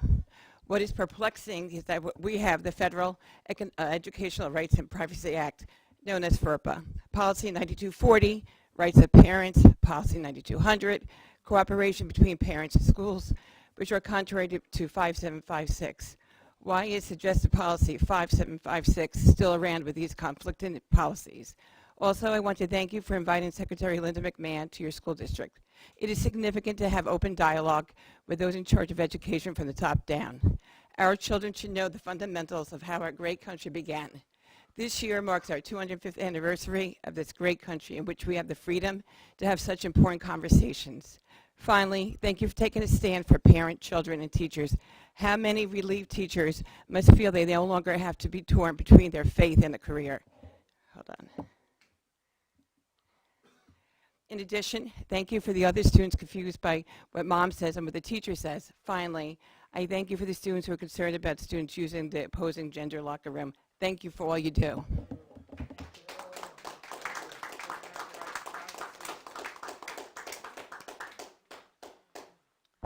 Good evening. Dan Finney, Colts Neck, father of 7, retired military. What a shame that so many are offended by Charlie Kirk and what he stood for. What a shame that so many are offended by the organization he founded that wants to create a middle ground for open dialogue and focuses on youth thriving in this country and succeeding in this country and feeling good about their country. What a shame that so many other groups that sponsored this or part of this are not mentioned, but bipartisan groups, but a few are singled out for wanting to participate and contribute to this tour by the Secretary of Defense. What a shame that people are throwing around labels like fascism that I have a problem with also. How about this one? I'm a white Christian nationalist. That's right. And I'm a marginalized group, aren't I? Because I'm a Christian. I believe in the God of the Bible, a benevolent creator. And I believe in our country. I want our country, our nation, to succeed and have borders and be a country of law and order. So I'm a Christian. That makes me a Christian nationalist. I do have a couple prepared marks. Okay, you have about a minute. I don't want to cut you, but if you can, yeah. Well, I'll get something out anyway. Yeah, right. I do want to thank each of you for your dedicated service, courage, and common sense, also for your leadership and initiative that resulted in our small town being selected for Secretary McMahon's visit. We have great schools, staff, and teachers, and should be proud of that honor in representing our state. I was astounded to see protesters show up at the middle school in an attempt to marginalize, malign, and disrupt the wholesome, once-in-a-lifetime event. Both of my boys at Cedar Drive thought it was great, but were confused by the protest. Personally, I was not impressed by the drummer in the hot dog suit, and I wondered who was paying him. Even so, my military career was about supporting and defending the Constitution, including the rights of foolish people who neither appreciate their good fortune to be in this country nor identify with the values and heritage on which we are founded. So I could tolerate those folks with signs and drums using the occasion to express their disdain for our border enforcement, rule of law, others promoting LGBTQIA, I don't want to interrupt you. and at least one with a sign Excuse me, sir. for the right to kill babies. I know. I don't want to interrupt Thank you. you. God Okay. bless you. God bless America. I just want to I just want to remind everybody that is in the audience, please be respectful, because everybody so far I've given them their respect. Nobody's interrupted. I don't want to hear chatter going on. Please give the rest of the speakers the complete respect that you all had, okay? Thank you.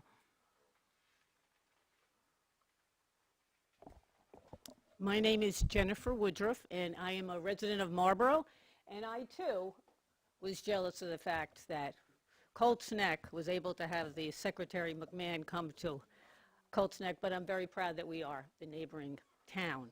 I applaud you for everything you're doing. I appreciate your transparency.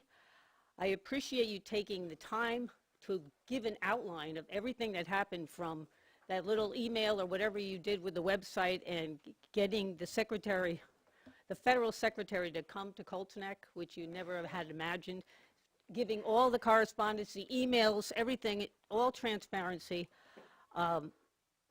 I will tell you, the back and forth with the public, I don't see that at school board meetings. This is wonderful, that the board actually talks to the public and answers questions. This is amazing.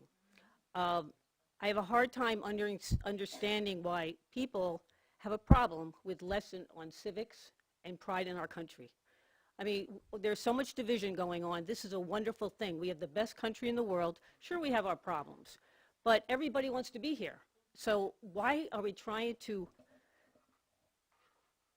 go against our country? We're nationalists. That's like this gentleman over here said, we're nationalists. Is that a bad thing? That's a wonderful thing. We should be proud of where we are, our country, learn about it, and that's all I have to say, but thank you. Thank you very much for your comments.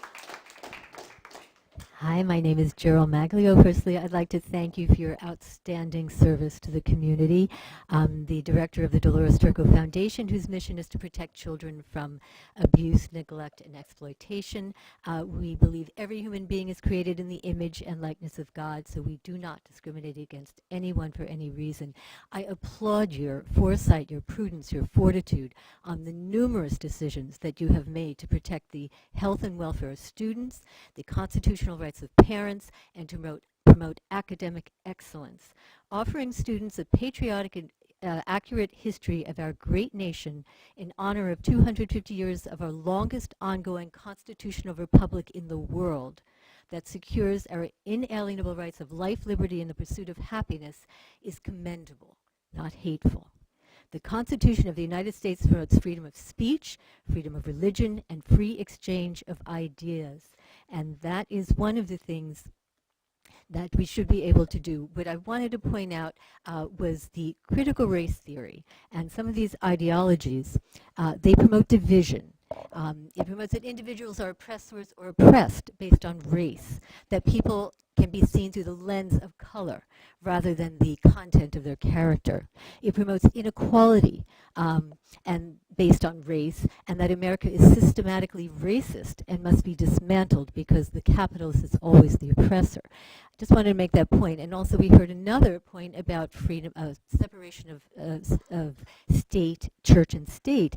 And I want to point out with regard to that the First Amendment was intended that the government must never interfere with an individual's practice of their faith. And separation of faith and church was never intended to censor faith in the public forum. But unfortunately, that's happened, and that has led to a number of lawsuits that affect this board and affect education. The Supreme Court recently, in a landmark decision, Mahmoud versus Taylor, ruled that schools cannot shut parents out because of disregard the religious obligations for their children. And this goes to the parental rights bill that you passed. Parents have a right to know what their children are being taught and to opt out of divisive or ideological lessons, particularly LGBTQ content that goes against their values and religious beliefs.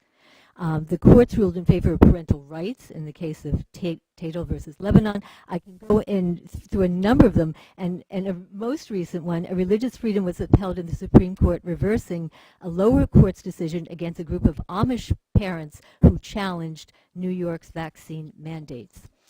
One thing, you were one of the first to rescind 5756, so you would be very interested to know about a Florida AG sued the World Professional Association of Transgender, the Endocrine Society, and the Academy of Pediatrics for exposing their deliberate lies, colluding to suppress truthful studies. Excuse me, I don't mean to be rude. I know your time is up. But we appreciate all the information you brought forth to the board. We certainly appreciate it. I have testimony, and it's in writing, and Yeah, I will leave it for you can leave everybody. it at the end of the meeting. Okay. We appreciate that.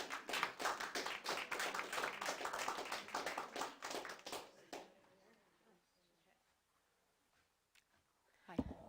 Hello, I'm Alice Finney. I live on 5 Points Road in Colts Neck, resident of Colts Neck. Can you hear this? I hope. I thank you so much for bringing the Secretary of Education to our town, and what an honor it must be for all the students to have experienced this. Unfortunately, I don't understand why people are upset. They're reading so much more into this than actually was there.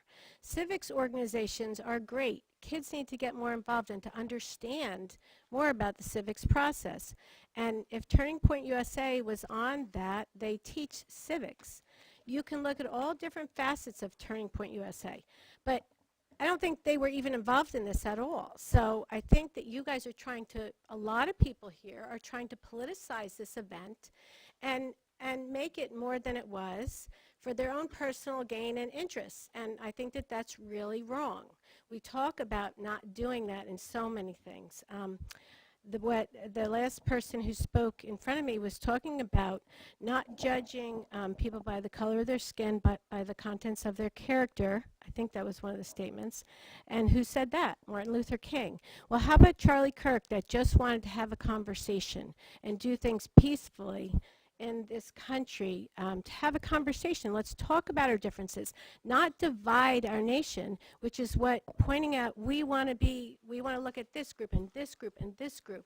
And by the way, I'm a teacher in a public school, and I wrote curriculum, and the state requires us to put in LGBT stuff, to put in African American studies, Asian American studies, climate change into all the curriculum. Not every lesson is going to have that, but you will have some throughout the year that include all those things. So people that are standing up and saying history has been rewrited, it's not true. We're doing all the stuff that you want us to do, and everybody, it's in everybody's curriculum. They're not taking anything out.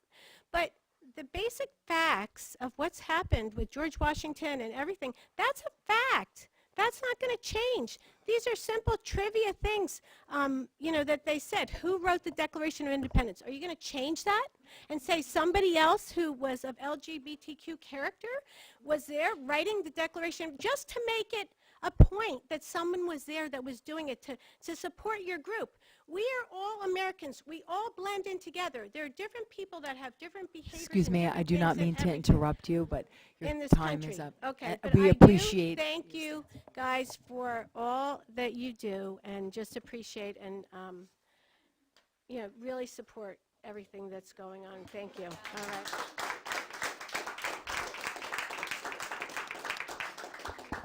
Betsy Cross, I live in Wall Township. I'm glad I made it to my first Colts Neck Board of Education meeting.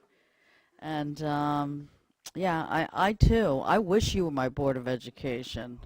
We're in Wall Township, and it's just a mess. So I just think you guys are doing a great job. And how could anybody turn down the opportunity for the Secretary of Education to come to your school? I know a woman here spoke from Asbury Park. I think the president of Asbury Park should write and try and get the Secretary of Education in there, because your kids are doing horrible. And, you know, you should follow what is going on here. I mean, this agenda and the subgroups that they have is unbelievable. These people are looking out for you, and I get the feeling that a lot of the people here from Colts Neck that are here complaining have never been to a Board of Education meeting. This is probably their first one, and they're just coming to complain about this. For Angelique to go through for 1 hour of her timeline was fabulous. How could anybody be disappointed? And the League of Women Voters, I've had them at my meetings where we're interviewing Board of Education members, and they never ask my questions. So I did write down what one woman said. Didn't appreciate the message. What didn't you appreciate? She just went over everything. They asked 12 questions. How many people signed the Declaration of Independence? How could you not appreciate that? I don't even understand that. And we want truth in history. Yeah, we all do. My father was in World War II. My stepfather was in World War II. I worked in the World Trade Center. If you don't like this country, leave. We have got to keep this country the way we have it.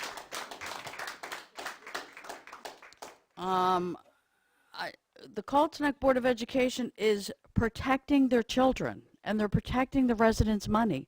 Listen what these people are trying to do on the affordable housing.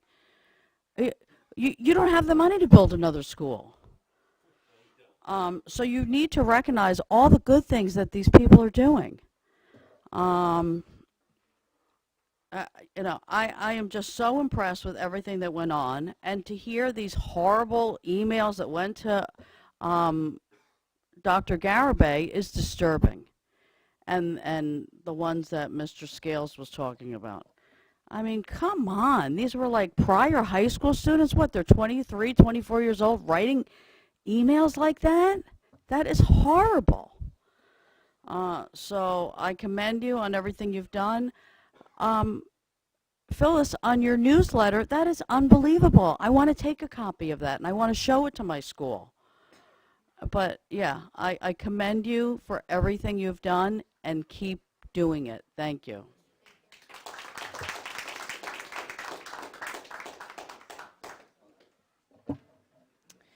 Val Mendez, Marlboro. I am here in my capacity as a private citizen and not of any board that I sit on currently. Good evening, Madam President, board members, Superintendent Garibay, and members of the community.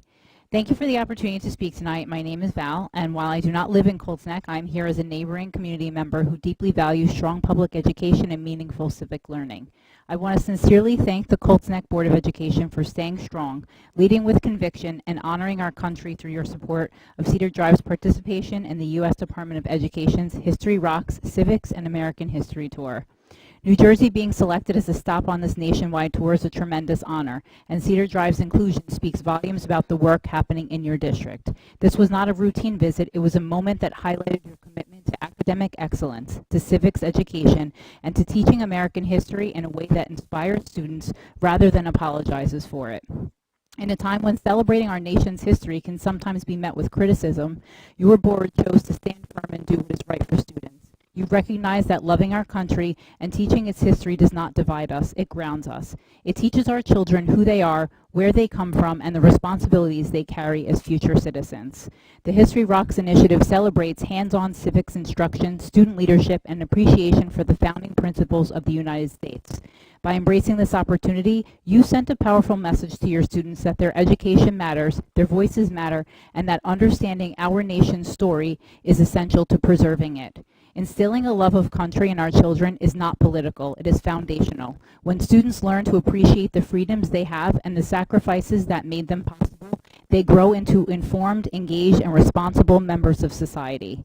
Thank you for supporting your educators, for uplifting your students, and for honoring the values that bind us together as Americans. Your leadership does not go unnoticed, and it sets an example far beyond your district. Thank you for your time, your courage, and your commitment to our children and our country.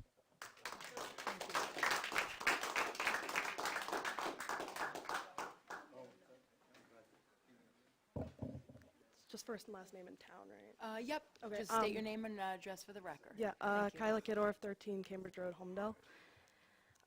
First off, I sincerely appreciate your clarification of the timeline, and I do also apologize to all of you that you had to deal with people who were not civilized or respectful. I think that that is absolutely not acceptable at all.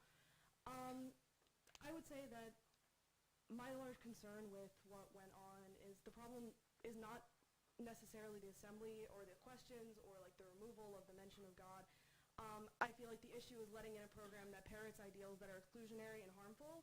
I feel like we should not be weakening the structures that protect kids from biased education and the barriers between history and partisan erasure. I feel like the principle of letting someone who's backed by partisan conservative groups is worrisome, and having watched some of PragerU's content, I find it to be far from educational. I feel like we should look at history not as America first, but conscious of the good, the bad, the ugly, but also just as realistic. Additionally, I think the fact that parents were given little notice about this or time to inquire as to what is being said is not acceptable, nor is it safe for the children who may look different or be different from what was being taught as whatever is, ideal to America and nationalism. Students' first experience with intolerance should not come from educators who should be there to educate and nurture them. And I think that it's great to hear that the Cedar Drive students were not exposed to that rhetoric, and I applaud the board for that. However, organizations that teach civic processes should not be partisan and should not have the mission of skewing students to one side. I appreciate your efforts to ensure that the questions would be nonpartisan and strictly educational. However, as a senior in high school who values my diverse classmates and viewpoints that are taught, I request that you reflect on who you let into the school and how that will affect and possibly harm the students who this board claims to appreciate and seek to protect. Thank you for your time. Can I address you? I just want to commend you. You're one of our younger residents that came to address us, and I just find you exceptional young lady to stand before a crowd that you're not familiar with and to express your views. So I just want to thank you. You're a lovely young lady, and I think you're exceptional. So thank you for coming tonight and sharing your.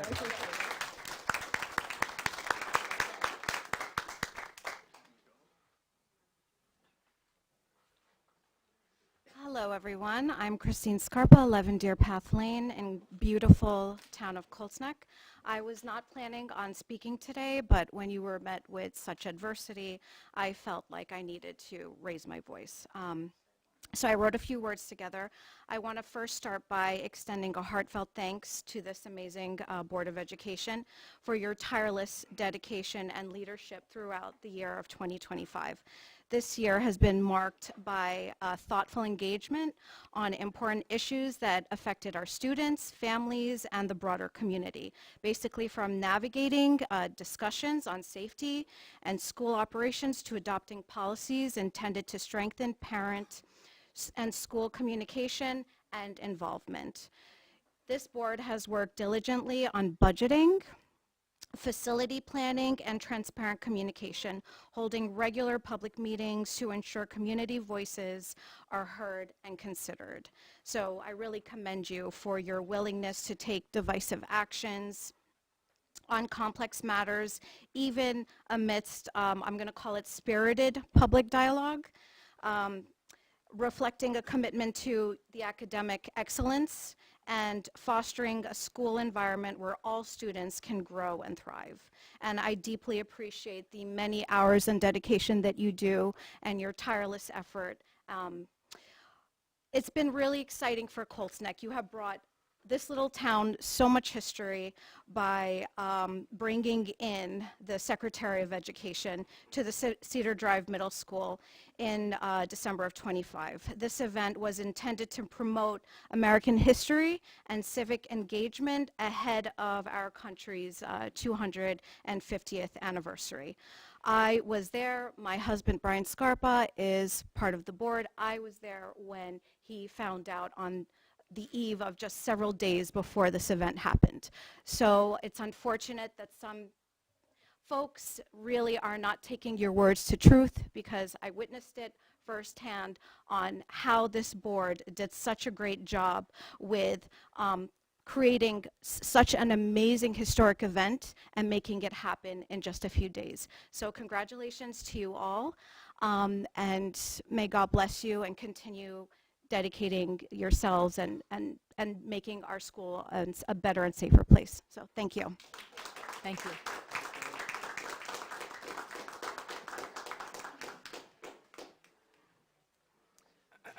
Hello, if you could state your name and address for the record. Oldbridge, Kyla Deneen. Hello, Madam President. I noticed at the start of the public comment that you said, oh, there's plenty of room in here, come on inside. I'd like to show you a picture from earlier where there's people lined up outside the room to be able to get in. So there was clearly not enough room to get inside and fully participate in this meeting.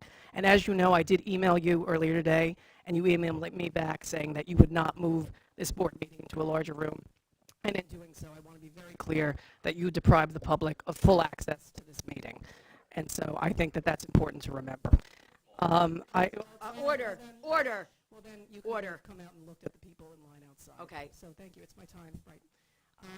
I want to be very clear that, Madam Board President, I know that you said that Turning Point USA was not in this district, but I want to read the press release that this district put out, which is that Linda McMahon would be here with the National 250th Celebration Team, with the History Rocks Initiative, and it says it's a key component of the America 250 Civics Education Coalition, a national partnership between the U.S. Department of Education, the America First Policy Institute, Turning Point USA, Hillsdale College, and more than 40 national and state organizations. That's from your own press release.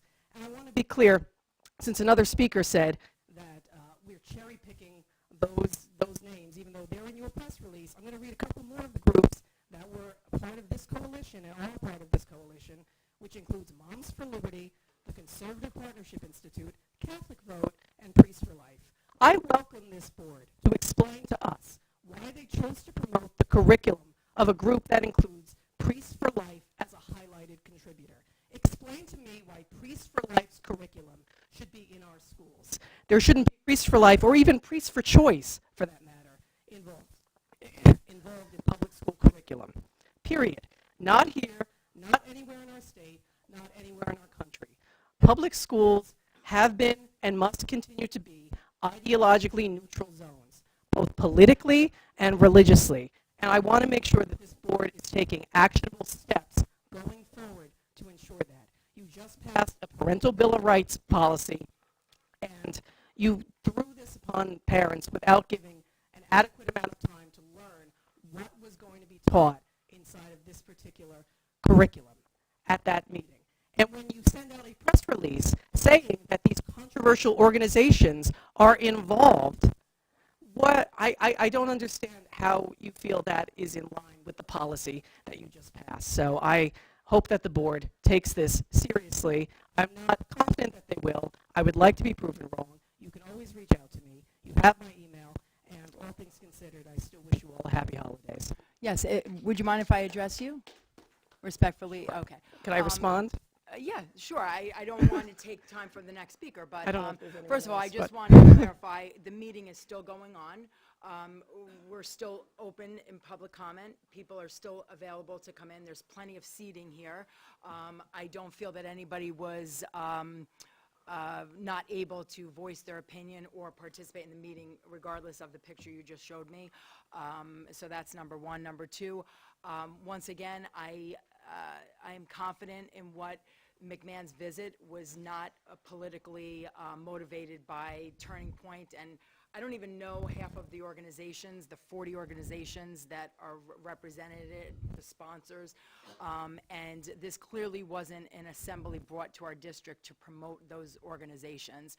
It was to honor the visit of Secretary McMahon, and like I said, I am proud of it despite your opposition to it. But all in all, I do respect you coming here. I did receive your email about changing the venue. As board president, I did not feel it was necessary, and by the show of everybody that's here, I just didn't think it was necessary to uproot our district, have staff brought in to set up the primary, have everybody relocated over there, when I knew in my heart this would be more than enough for this meeting. So I apologize if you don't think that was correct. It's not a but matter of your heart. It's a matter of the fact that there was a news camera standing out there who couldn't get in. We have a freedom of the press. and That's it's not, important. listen. I have that's a incorrect, picture of sir. that as well. Let me just, I'm not going to argue, but let me tell you the facts. Well, you said I could respond. Garavay came to me at 6 o'clock and said, there's news reporters that want to come in. Do you want, and I said, well, I don't want anybody in here until 6:15, just to be fair for, everybody to arrive at the same time. She requested that I open the door early for the cameras. Is that correct? You came to me, hold on, let me finish my statement. Sure. She came to me and said, can you have the press come in early so they're not disruptive and people aren't going to be in the way of them setting up?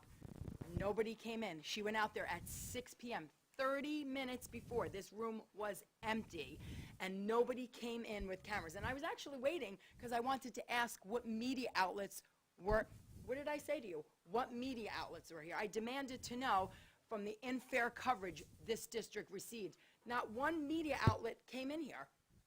Board members, did any media outlet come in this room and set up? Right. They had 30 minutes. I'm just Okay, debunking. Like I said, get that. I appreciate you coming But and here's what I would say to that, is that the media is not obligated to show up a half hour early. they're to not, a but meeting. they were standing And there I and could show you she, this picture, which is this not someone with a camera standing outside the meeting? not able but to get in? she's, But if you understand, then that's the case.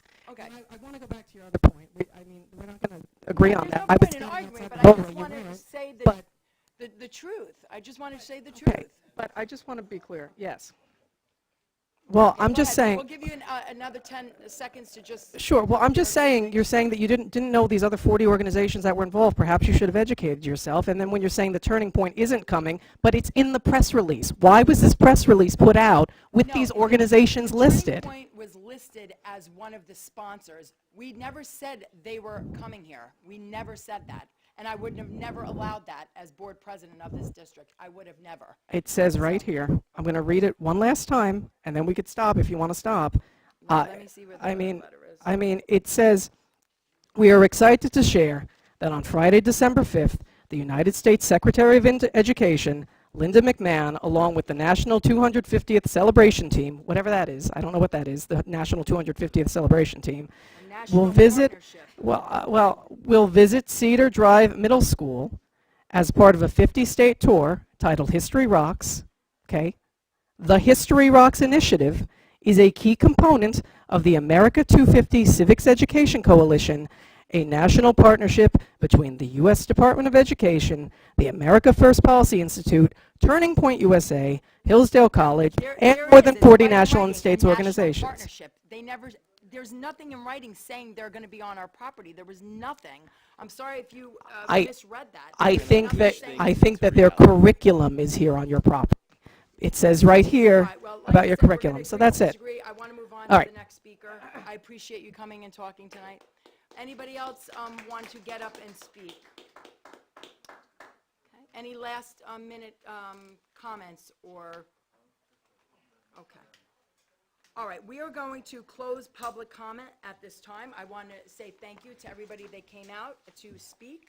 We appreciate everybody's viewpoint. All right. Okay, we are going to move right into our action items tonight. I'd like to get a motion to move action items 1 through 5. Action items 1 through 5. Second. Anybody have any questions or comments on those particular items? No questions or comments? I'm just finding it, sorry. Thank you. All right, if anybody has any questions or comments? I don't, seeing none, if I could get a roll call. Action items 1 through 5, Mrs. Camera, Yes. Mrs. Horowitz, Yes. Mr. Rico, Yes. Mrs. Ramirez, Yes. Mr. Rignetta, Yes. Mr. Scales, Yes. Mr. Scarpa, Yes. Mrs. Volpe, Yes. Mr. Walsh. Yes.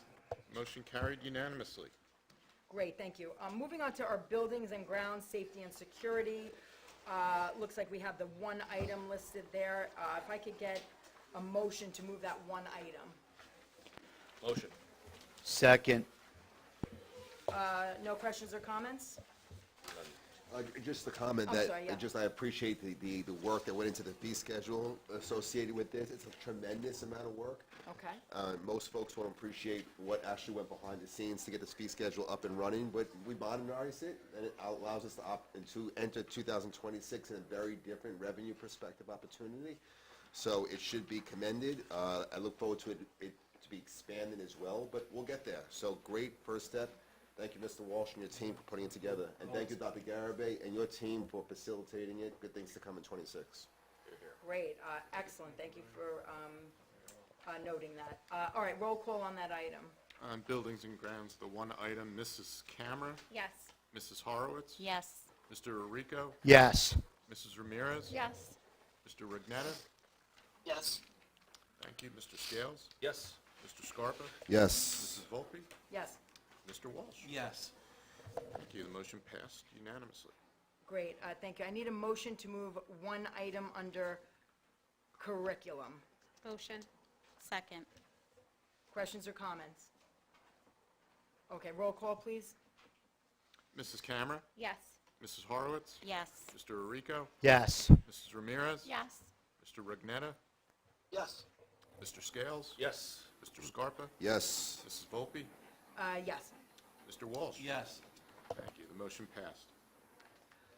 Great. Moving under finance, I'm sorry, items 1 through 6 under finance. 1 through 6 under finance. Can I get a motion to move those items? Motion. Second. Okay, questions or comments on them? All right, seeing none, I'll take a roll call. Finance items 1 through 6. Oh, wait a minute, I'm sorry, hold on a minute.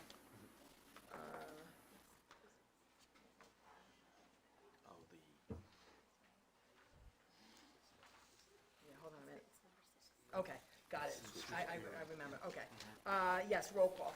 I actually have a comment here, hold on a minute. On number 6, under finance, I want to make a comment about this particular item. There is a gentleman, I'm going to be completely transparent here, Mr. Mike Gottsman seems to love going after school boards that he doesn't approve of, and he has filed an ethics violation against me, which I really couldn't care less about, to tell you the truth. But I have to have the board approve our legal counsel to represent me. Unfortunately, in this case, our children's tax dollar is going to represent me against this fool. And I just want to say that I appreciate the board supporting this here. I also want to say that I refuse to be bullied in any way, shape, or form. And I just refuse to be bullied. I will continue to speak my mind regardless of what people think. So if we could have a roll call of items 1 through 6, I will be abstaining from number 6. Thank you. Mrs. Camera, Yes. Mrs. Horowitz, Yes. Mr. Arrico, Yes. Mrs. Ramirez, Yes. Mr. Rignetta, Yes. Mr. Scales, Yes. Mr. Scarpa, Yes. Mrs. Volpe. I'm recusing myself from number 6, yes to the rest. Thank you. And Mr. Walsh. Yes. Thank you. The motion did carry. Okay, just give me 1 second here. All right, under policy, there's nothing under policy, nothing under negotiations, nothing under transportation. Under personnel, we have quite a bit. 1 through 16, I'm sorry, I just want to make sure I don't miss anything. 1 through 16, if I could get a motion to move those items. Motion. Second. Mr. Walsh and Mrs. Horowitz. All right, anybody have any comments on anything related to personnel? Just a question about number 2. Is that the Miss McLeod? Are you allowed to?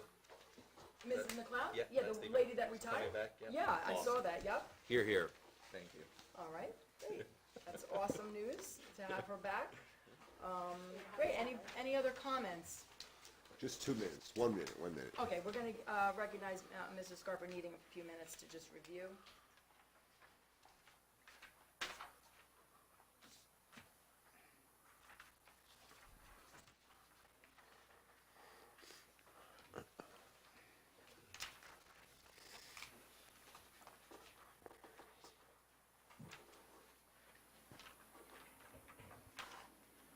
I have a comment.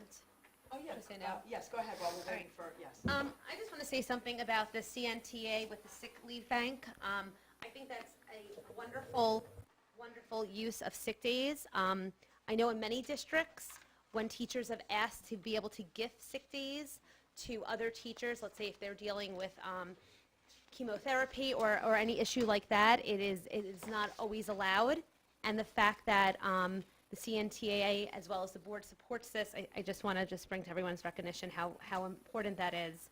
And, you know, it's just really a wonderful thing to do. Unfortunately, in my own district, we're not able to do that, and it's really affected many teachers coming back to work much earlier than they should. So I think that's really important. You ready? Okay. If we can have a roll call.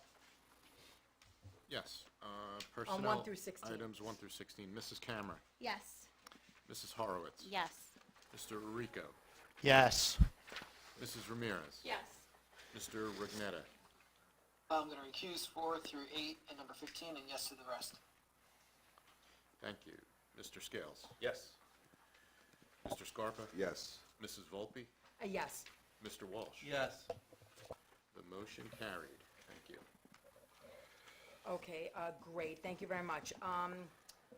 Once again, I want to, now that the action items are over, we're going to move into the second public comment. I'm proud, you know, to always announce that we do have a second public comment in case people came in late or whatnot. But at this public comment, we are going to limit the time to 2 minutes per person, and it will be a total of 30 minutes. If anybody would like to come address the board, state your name and address for the record. I'm sorry. If you can just pause until I put the microphone on. Yeah. Press and hold. Oh, good, yeah. Okay, thank you. Betsy Cross, I live in Wall Township. I'm so excited to have my Colts Chronicle. Yay! I will read it feverishly. I did want to correct that last gentleman that was up. Is he still here? He's gone. He left. Okay. I had 2 seats open next to me in the front row. So I don't know what he was talking about. We had seats over here. There was 8 seats available, just Right. to, you know, verify. Plenty of seats. We kept saying, come on in, come on in. And they wanted to stay behind the door so he could get up there and say that. I didn't even understand that. I did see the news camera just in this corner over here. Let me tell you, we have had news crews at Wall over and over and over again. And what do? They come in early and they set up right in the corner. So there was no excuse for NBC to be hiding in the back corner and now pretending they couldn't get in. So enough already.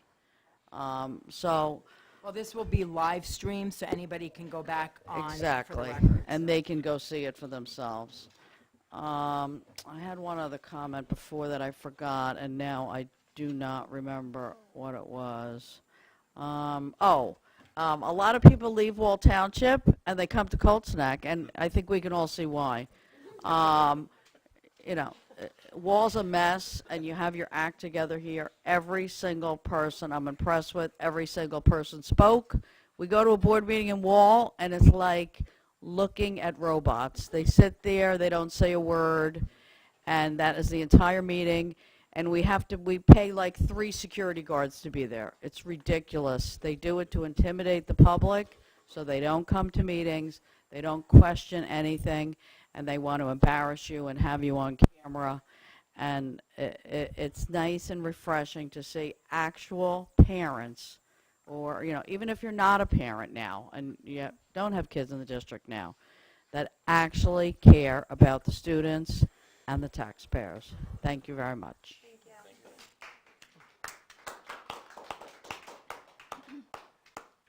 Hi, so mine's actually on completely different things, but it's stuff that was brought up here. In terms of the like the way that the quorum thing worked, as well as like the ethics complaint and the legal deposition that you had mentioned. Are all of these things that are happening normal? Like, is it normal for there to be a legal deposition that both the president and the superintendent has to attend in Trenton, thus canceling a Board of Education meeting? Is it normal for ethics complaints to be lobbied against the Board of Education president?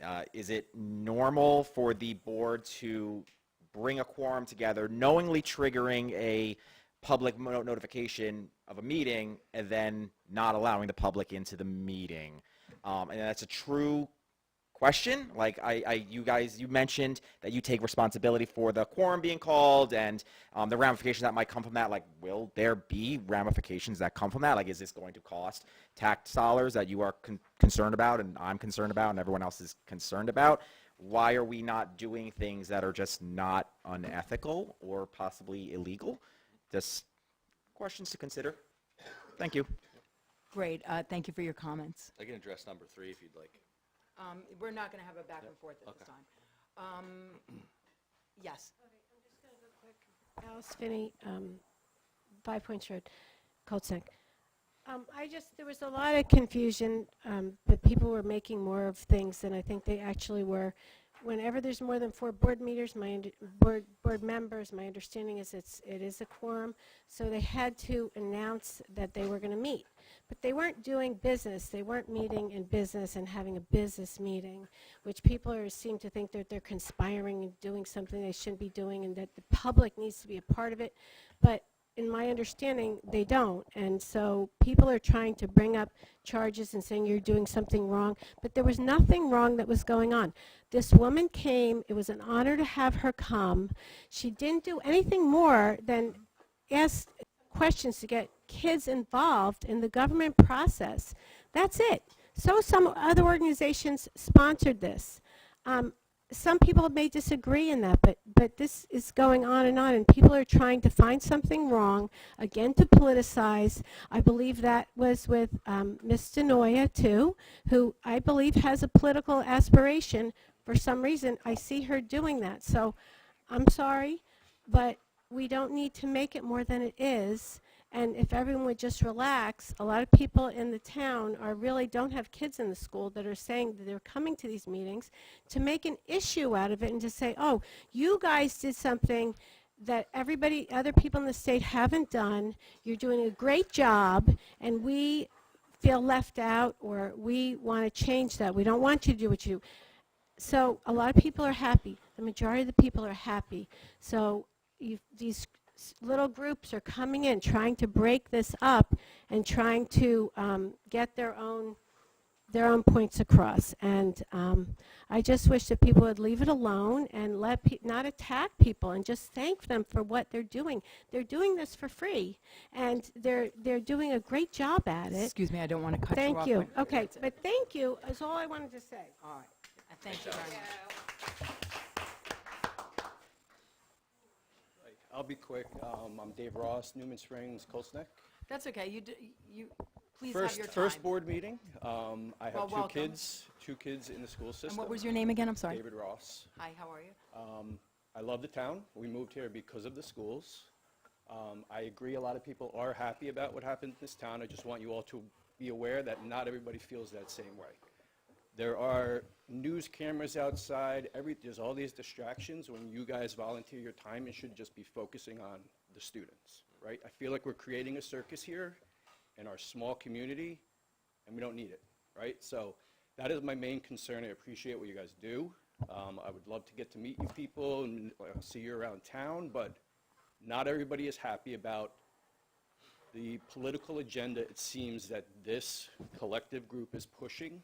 And that is not a place for it to be in schools. So that's my opinion. I hope you consider my comments, and I look forward to being here in the future. Great. Thank you very much for your comment.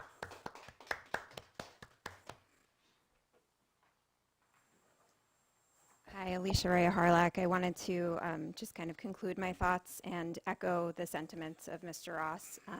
I am a parent first and foremost. I have a 5-year-old who's here in kindergarten. We moved to this town for its excellent reputation, and the staff here are incredible, dedicated people. The administrators are amazing as well. And I think there's a lot of really great intentional work that goes on to support students that does get overlooked because of this particular issue. I did just want to bring up the perspective of staff and their well-being, as well as the students, and whether that was sidelined for the agenda that was behind this event. From what I understand, the actions toward the staff may have left them feeling disrespected or undermined, and rightfully so. And my interest as a parent is to make sure that those staff have strong morale, feel valued, and stay, as well as administrators, because that's why we're here, and I know that they have my children's interest at heart. The other thing I wanted to address is just kind of the orientation toward parents who have exercised their First Amendment right to express their opinions peacefully and diplomatically about this event. They've been labeled radical political bullies. They've been embarrassed and smeared on social media. This has caused tension, conflict among children who ask each other who their parents voted for, between adult friends, and has really ripped apart parts of our community. It's my hope that we can model better civic discourse going forward for our kids, so they appreciate that conflict can be resolved through the democratic process. Families in this community should pay attention to ensure that curricular transparency applies to all topics, and that teachers have the ability to provide accurate and inclusive curriculum and instruction. We all want our children to have excellent educations in a school where they feel safe and are valued, and with staff who feel respected and supported in teaching the agreed upon standards and content. We need to come together as a community on those topics and ideals that we agree on. I truly hope we do, because there's more of us, there's more of those issues than Excuse me, I those don't mean this to board interrupt focuses you, on to divide but us your in time their is up. I'm alliance sorry. with certain organizations. Thank you. Thank you.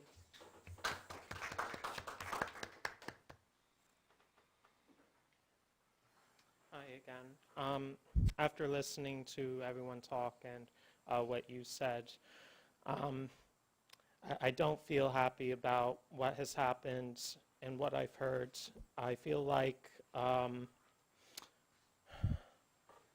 what was said about affordable housing for me 8 years ago, my family and I were evicted from our homes.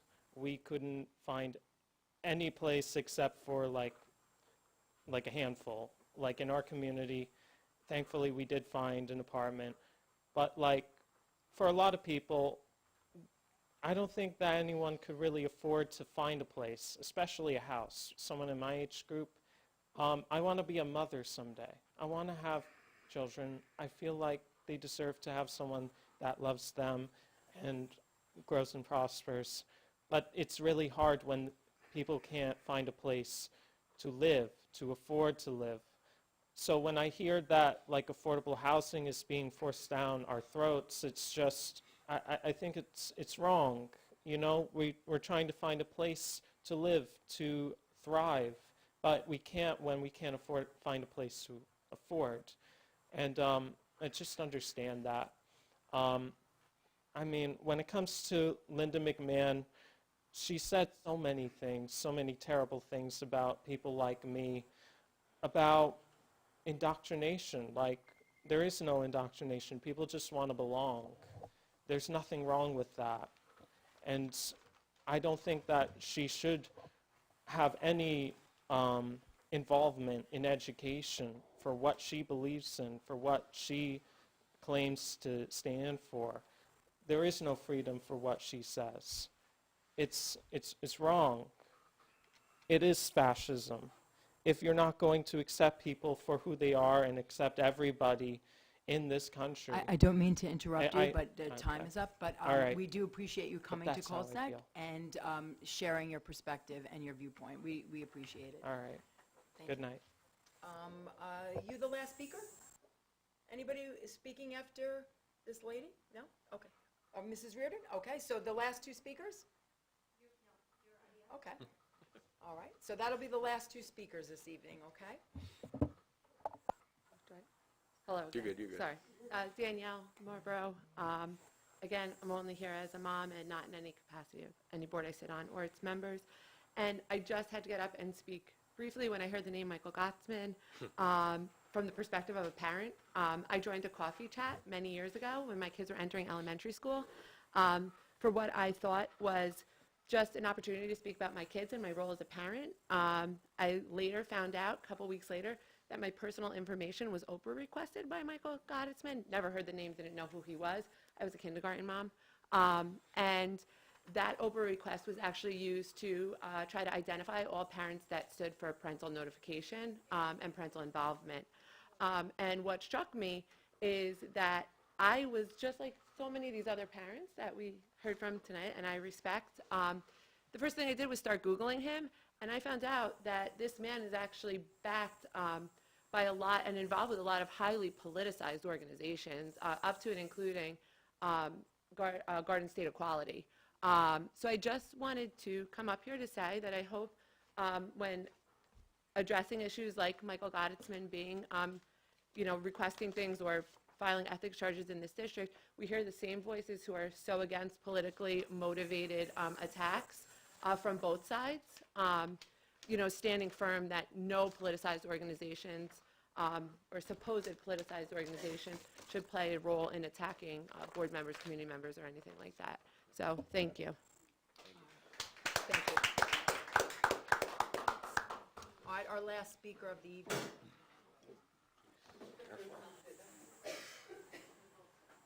Good evening, Mallory Reardon, 165 Laird Road.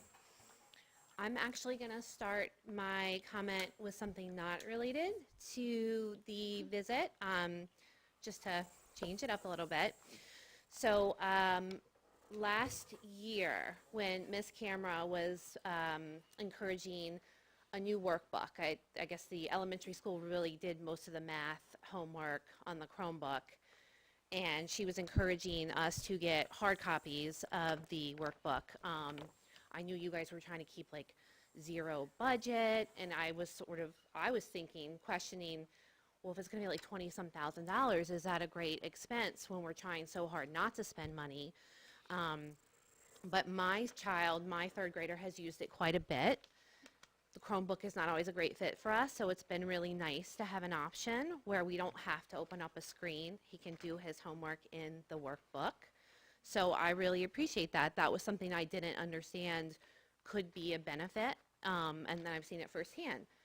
And that's the kind of stuff that I love when this board does, things that like are very not politically aligned at all, that are bring benefits that we didn't even know we were looking for. I will say that with the meeting, with the visit from Secretary McMahon, the parents I was speaking to, the parents that really had concerns, it was what we didn't know. The message that you gave tonight, where you said that you were really committed to not letting partisan politics enter the school. If that message had gone out sooner, if you'd said, Mallory, don't worry, like this is not political.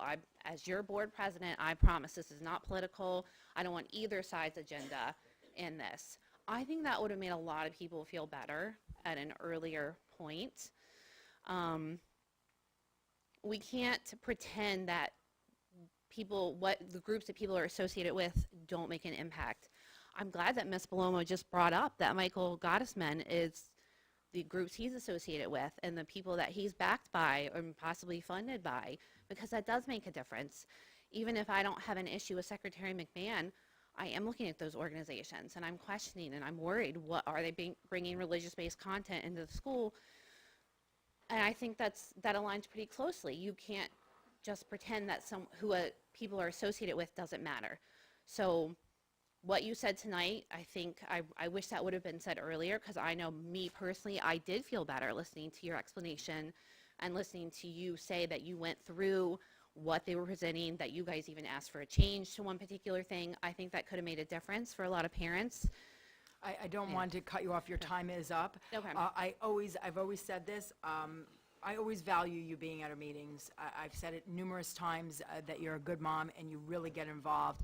I did my absolute best to communicate everything involved with this And you know me by now, that when I say something, I mean it. And I was not going to have any political figures from either side. And Dr. Garibay could assure you it was very difficult, the battle I faced keeping politicians out of this event. You have no idea. But I stood my ground, and I gave my word to the public. This was non-political. I understand the sponsoring groups of Secretary McMahon, but there was no political figures there to push their agenda or get their photos taken or get an upper hand on that. And I gave my word, and I feel like I 100% came through on that front. But anyway, I do appreciate your comment. I want to move on. I do want to make some other comments. I feel so bad for the board. They've been patiently waiting, but these are very important. I'm sorry. Yeah. Did you want to say something? Yeah, just one quick thing. Oh, yeah, I'm sorry. Go ahead. And I just wanted to say that thanks to John Camara, thanks to the finance board with Brian, and thanks to Kevin Walsh and Phyllis Camara, we were able to reduce costs, we were able to add revenues, and it wasn't any small amount. I think adding revenues and reducing costs for the past couple of years, I think we were close to a couple $1 million. And that's why we were able to keep the summer bridge program. That's why we were able to introduce the reading program that Phyllis introduced a curriculum. And that's the reason why that program exists, is thanks to those efforts by Phyllis, by her husband John, and by the finance board. So I just wanted to say that. Great. I really appreciate you recognizing that. I have several things to cover, and they're really important. I'm going to try to make this as brief as possible. Yeah. What's that? Yeah, we're closing. I'm sorry. Closing public comment, the second one. I know everybody focuses on, and let's be truthful, there's a certain group of people, amount of people that hate Colts Kids First board members. Okay, that's what we ran on. We're Colts Kids First. Hate us with a passion.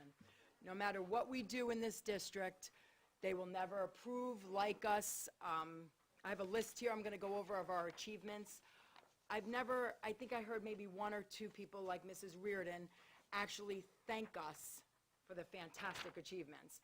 Yet, they come out constantly against this political agenda that we have and all these horrific things like Secretary McMahon coming to our schools. And nobody ever takes note of the fine print here and all the hours we put in for your kids. Nobody. We never get thank yous. Do we get thank yous, emails for these initiatives? I don't recall. I get hate mail, nastiness. Okay, so I just want to show, this is the last year, the last meeting of the year, and I want to list some of the things that maybe the district, the community are unaware of. So I'm going to try to run through them really quick. We are one, if not the only, district in New Jersey that delivered a zero tax increase 2 years in a row. Okay?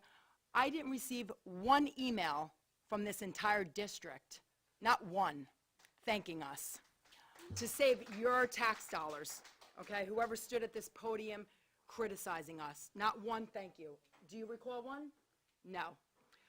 We were awarded the Purple Star status for all schools in this district with the leadership of Dr. Garibay and her administration and our two liaisons, Brian Scarpa and Jessica Ramirez. A fantastic achievement, and we should all be proud of that all three campuses basically accomplished that. Actionable planning and impact analysis of overdevelopment of our school district, led by Mr. Scales and our affordable housing liaison, Mr. Walsh, okay? They're constantly following up what's happening in this town, spending hours to seeing how we can combat this, to protect our schools from overdevelopment. Whether you like it or not, we passed the creation, we created and passed the Parental Bill of Rights. We did the live streaming of our board meetings, which happened 2 years ago when I first came on the board. This way the parents, their seniors in this community can stay engaged with what happens. Okay, Dr. Garibay made sure that that happened the first couple of months of my tenure to make sure that we engaged the community and they were able to see complete transparency of what goes on in this district. I never got one thank you about that.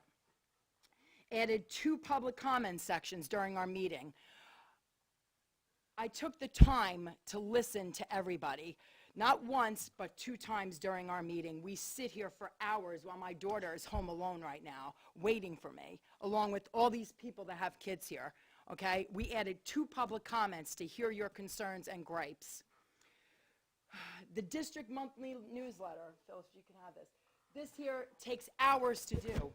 I don't know, since my daughter has been in this school since kindergarten, I don't recall, and I apologize if this did exist, but as far as I'm concerned, I don't remember a district newsletter this lengthy with all of the children's accomplishments and recognitions. Not one thank you for this. We instilled the national anthem during our morning exercises, something that we wanted to do for years, thanks to Mr. Scales. We instituted the United States flag code on all of our properties. There's nothing like being patriotic and respecting this country as a school district, and we will always continue to do that. The Title X resolution, people complained about that, yet all of us agree that we do not support men in female sports, and we stand firm on that. Okay, please keep your decorum, whether you like what I'm saying or not. Okay, please keep your decorum. Okay, please keep your decorum, or else I'm going to have you removed. Affordable housing resolution, the protection of homeschool student-athlete participation, awarded 2 seats on the Town Planning Board Affordable Housing Subcommittee, the creation of the Ad Hoc Affordable Housing Committee, the work with the ESEP program, the LED lighting, advanced HVAC, and solar power. We have air conditioning in our schools that took years, never got one email thanking this board. Not one. Creation of scan and shelf library so the transparency could be brought right to your home computers to see what your kids are reading. Not one thank you. Creation of the student liaison program to elevate and appreciate our children's viewpoints and their daily activities and what they experience in school. We added the Naval Weapons Station Earl Board Liaison, which we're very proud of, always keeping our military at the forefront of our decisions here. We instituted an age-appropriate Holocaust education and assembly, the initiative brought by Mrs. Sarah Harwitz. Not one thank you. Instituted age-appropriate September 11th education and assembly for the Tunnel to Towers, horrific thing that happened in this country, and I am committed to making sure that our kids are well aware of those horrific events and the sacrifice made by our police, fire, and regular, ordinary citizens in this country. Not one thank you. Administered the Being a Writing program. Mrs. Phyllis Camera, kudos to you for elevating, sharing with Dr. Garibay new ways to, achieve academic excellence. Kudos to you. Administer the Practice Math Workbook for grade 3rd through 5. Commendation to Mrs. Reardon for actually acknowledging that. We appreciate your thanks for that. Thank you. Applied ST Math and Touch Math programs. Mr. Walsh added bus stop arm cameras to catch people passing and nearly running over our children in this town. I maybe got 3 thank yous for that initiative. Okay, maybe 3, and I want to commend you for all the service you gave to this town, and that idiot that wrote in and said that you were forced to retire. That was shameful. You retired with an exemplary career of 20 years of service. Okay, so the next time I get an email from that, come to this boardroom and say those false statements to our face. We all love public service, even with this course, we really care about our children. I think we've proven that. We've proven that. added extra security cameras and extended safety protocols due to Mr. Retired Sergeant Kevin Walsh's initiatives. Secured a visit from the Secretary of Education, Linda McMahon, that I am proud of and I will remain proud of. So these are just some of the accomplishments that this board has done in the short tenure, a year's time that we've been here. And I could count on one hand the thank yous we got as a volunteer service. Okay, now the last two things I'm going to cover.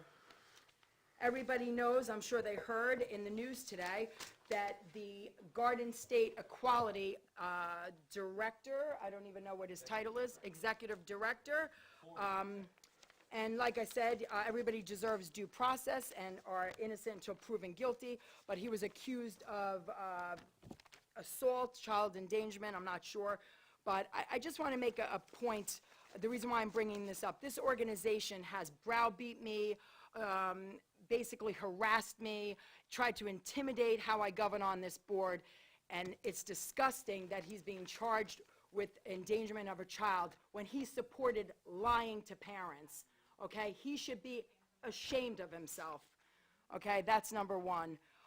Back to Mr. Gottsman here. This landed up in my hands, and what this gentleman is doing is basically contacting or asking, soliciting support to get people to file ethics charges against me. Okay, not himself, although he has one. Garnishing support to file ethics charges against me. We need parents and stakeholders to volunteer to speak with members of the press about how they were denied access. Okay, denied access. We had 5 people per Lieutenant Caswell, 5 people that were denied access. And they weren't even parents with kids in this district. Okay, the lies that this guy spews. All the board actions with regard, hold on a minute. If you are a parent who sent an email and made verbal requests for copies of any documents used at the assembly or audio visuals to be used, there was no documents. This was the only thing given out. I mean, this guy, if nothing else, loves to draw attention, negative attention, spew lies, and I'm so just disgusted with people like this. So that'll be the end of my comments. I'm going to open up to new business to any of the board members that want to finish out the evening with their comments. Mind if I go? I'll go first. You mind? I'll go first if you don't mind. Jessica Ramirez, Yeah. thank you for your service Yes. to this board. I know we had a lot of disagreements, a lot. But I respect your intelligence and your care and commitment to this town and love of our children in the schools. Yes, Jessica. I just want to let you know also, like I said, you know, we all have disagreements. That's what makes a strong board, disagreeing and working problems out. I appreciated your leadership as president and vice president, working with John Camera. You did an exceptional job leading the state of New Jersey against the policy 5756 rescinding. And we appreciate all your time away from your family and the dedication to public service representing our board. Anybody else? Just a note about, first of all, Jessica, congratulations and thank you very much. We do appreciate your service. And this course is where it's all about. It's great communication. It's an opportunity to share different points of view, and that's democracy. So, you know, it's been a fantastic experience on this board. Thank you very much for your service. Folks, please, especially you keyboard warriors out there, please educate yourself before you start typing away, okay? Because we do read it. We do recognize it. We have pages 2 to 9 of all your communications. That's a rarity. Not all towns do that, okay? And we do respond to the vast majority of these. Please educate yourself. As a piece as it relates to affordable housing, it's a very complicated but a very sensitive area. Let me be clear, and please allow me. And we have folks that can speak more to this. We are for affordable housing. We are for affordable housing, and so much so is that we want to bring more opportunities of affordable housing, especially for our veteran and senior community. We would welcome that.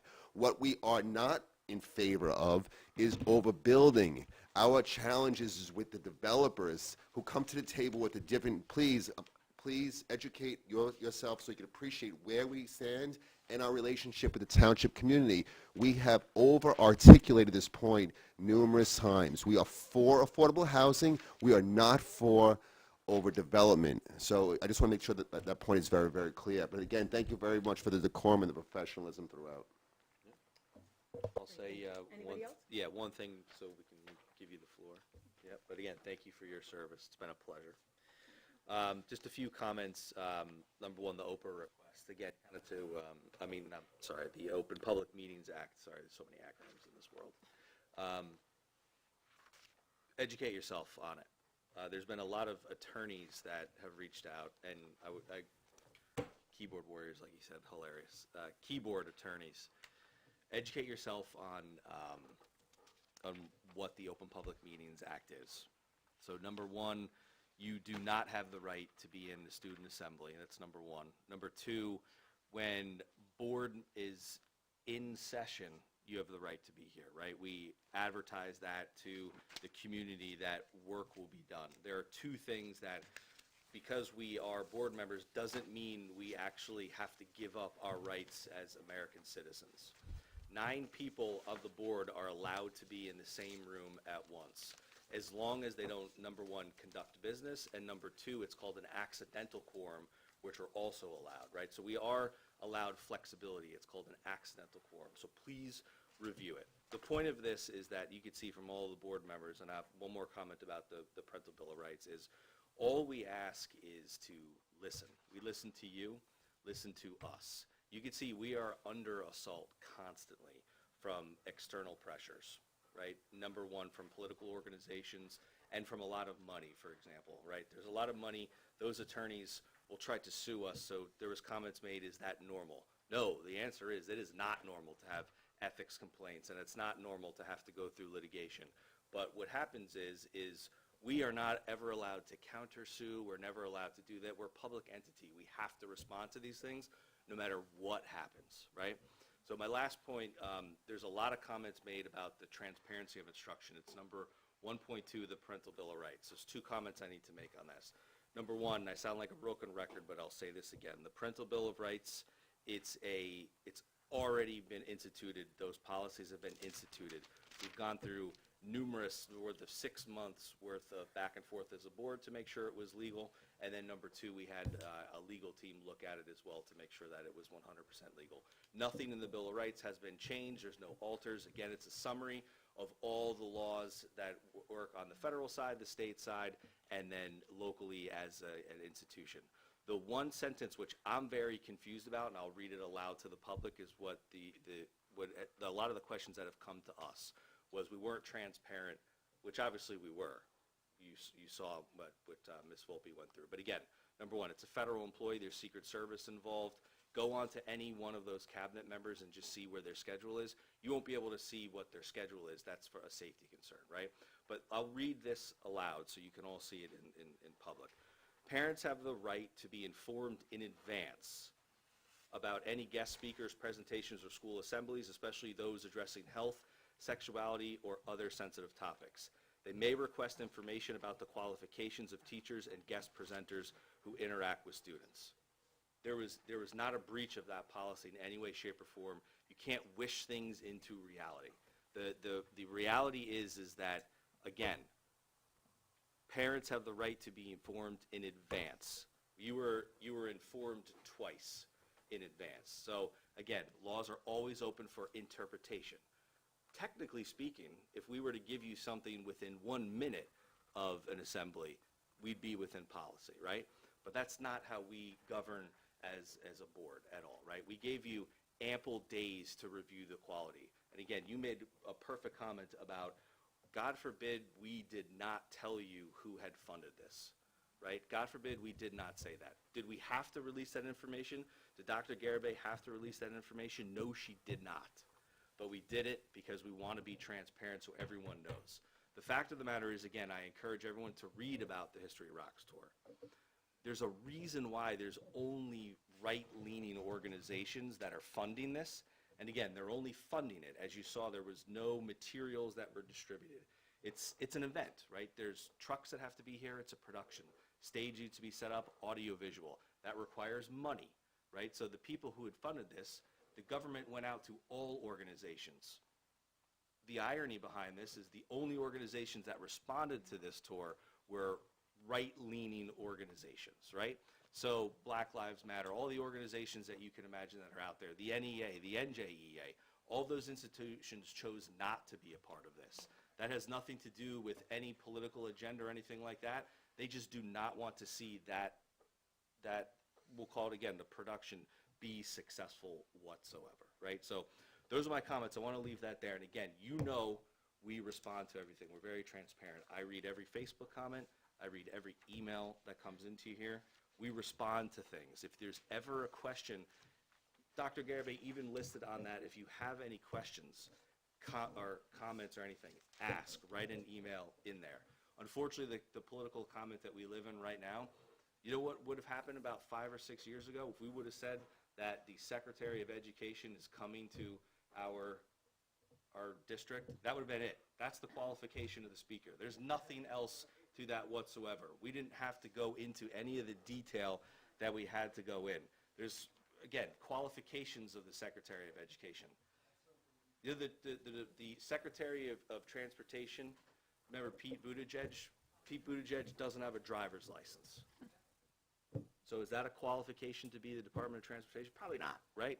Probably not. That's just the way that things work.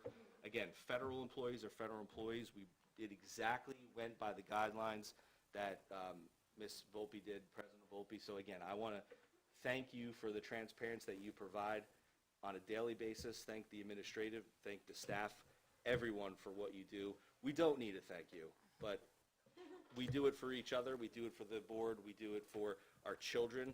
More importantly, we have children, we have students in this. There's nothing that we would do ever as parents that would ever put this jeopardy of our children and in safety concerns whatsoever. I texted multiple parents when they asked about this. Would I put my child in a situation that they would be unsafe? Absolutely not. So unfortunately, we hear you, we understand what you're saying. It's just the political climate that we work in. You have to understand, just reach out, we'll always be transparent. That's all I have to say before we give that to Ms. Ramirez. So thank you for waiting for me. Thank you. Mrs. Ramirez will be the last speaker. Anybody else? Okay. Oh, I'm sorry. Okay. Can I have Mrs. Ramirez and then we'll double back to you? Is that okay? Okay. Oh, I'm sorry. Okay, I'm sorry. I'm sorry. Go ahead. Mr. Regnetta, yes, I'm sorry. I apologize. Okay. And two things. One, I want to piggyback on what board member Scarper talked about with the low-income housing. In no way, form, I think any of us are against low-income housing, as Mr. Scarper had said, especially myself. What pains me is when I drive around the whole state of New Jersey, but especially Colts Neck, when I see the overdevelopment of our lands. I, in my heart, am a conservationist, and it pains me how the other side, who claim to be environmentalists, are okay with the overdevelopment of our state. The tearing down of trees, the destruction of land, the making animals have to find new places to live. That pains me as a conservationist, seeing that. The state of New Jersey used to be such a wonderful, beautiful state. It still is in many ways, but not as much anymore, and that pains me. And I wish more people on the other side would implore the state government to stop this overdevelopment. Second, it's also a capacity issue and quality of education. The more kids, the more people that we have living in our town, the more students that will be here. And we have to make sure we have the room for them and that they each get a proper education that they deserve. Secondly, I want to thank Jessica for her time here on the board. Thank you for your service. What you had started with the late great John Camera and what you have done on this board yourself is incalculable. I'm proud of the accomplishments that you have done, and I hope you are proud of the accomplishments that you have done yourself. It was an honor to be asked and serve as your vice president last year and have you as a mentor of mine. I hope to carry on your legacy, and I hope to serve with you again in the future. When you became president, you stepped into a devastating situation, and you handled it with grace, and I commend you for it. God bless you, and I wish you luck in the future. Thank you. Thank you, Denny. Thank you, Mr. Regnetta. Yeah, thank you. And Mrs. Ramirez, if you want to conclude the meeting with your comments. Good evening, everyone. I'm a little sad so many people left. Didn't get to hear my little conclusion speech here. I just want to start with, if it looks like I'm about to throw up, it's because I was in a horrific car accident a few days ago, and I'm in excruciating pain sitting here. So that's why I'm moving around a lot, and so bear with me here. Tonight's my final board meeting after serving this district for 3 years as an elected official, and this moment is far more emotional than I expected it to be, in part because I'm in a lot of pain. But when I first ran for this seat, I genuinely had absolutely no idea what I was stepping into.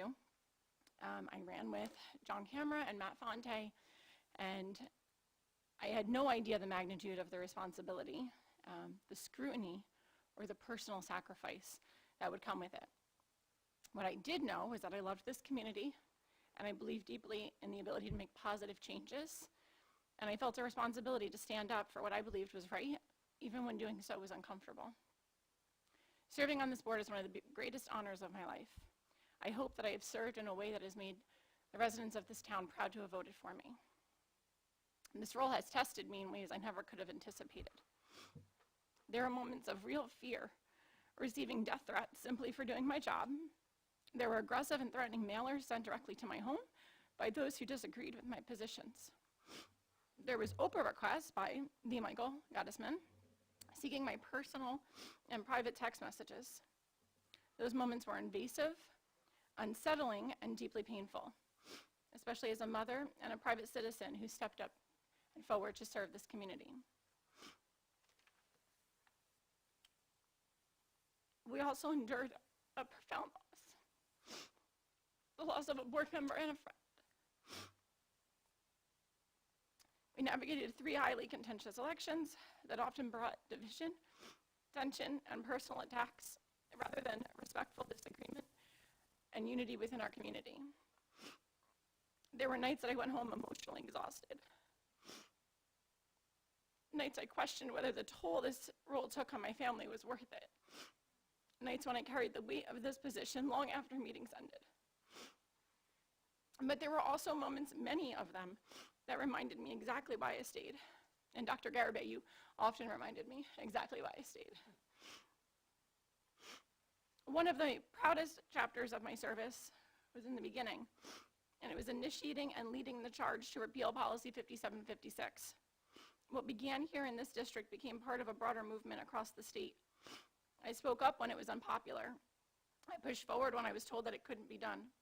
I worked with parents, advocates, and board members beyond our town borders to challenge a policy that I believed was wrong, not just for our community, but for public education in New Jersey as a whole. Being part of that effort ultimately led to its repeal, not only in this district, but in many other districts across the state.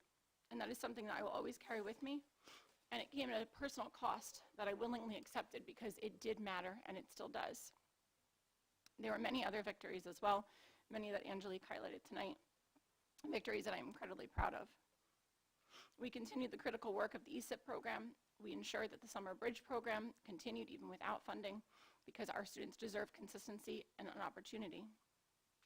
We got our live streaming to enhance transparency to our communities. We delivered 2 consecutive years of a 0% tax increase for our residents. We established a Naval Weapons Station Early Liaison position to strengthen communication and collaboration. We achieved Purple Star status at all 3 of our schools, honoring our military-connected families. We supported and advanced the Parental Bill of Rights. And just this month, hosting Secretary of Education Linda McMahon was a true honor and a meaningful full-circle way to conclude my time on this board. None of these accomplishments happened easily. They happened through persistence, long nights, very difficult conversations, and a willingness to stand firm when it would have been far easier to stay silent. These 3 years have been long, demanding, but also deeply meaningful. And while I'm proud of the work that I'm done here, I'm also ready and very grateful to reclaim some of the much needed time for my family. This time was often given quietly, without complaint, so that I could show up fully for this role. To this community, thank you for trusting me with this role and trusting me to serve you. That trust has never been lost on me, even in my hardest moments. To our administration, those here and those who I hope will watch, thank you for your guidance, your patience, and the grace that you extended me, both during the calm moments and the very challenging ones. And to the students, who are and always must be the center of everything that we do. You come first, always. Keep asking questions, keep pushing boundaries, stay engaged, especially with this board and future boards. Speak up, reach higher than you ever thought was possible, and never stop striving to reach your fullest potential. It has been an honor beyond words to serve this community. Thank you.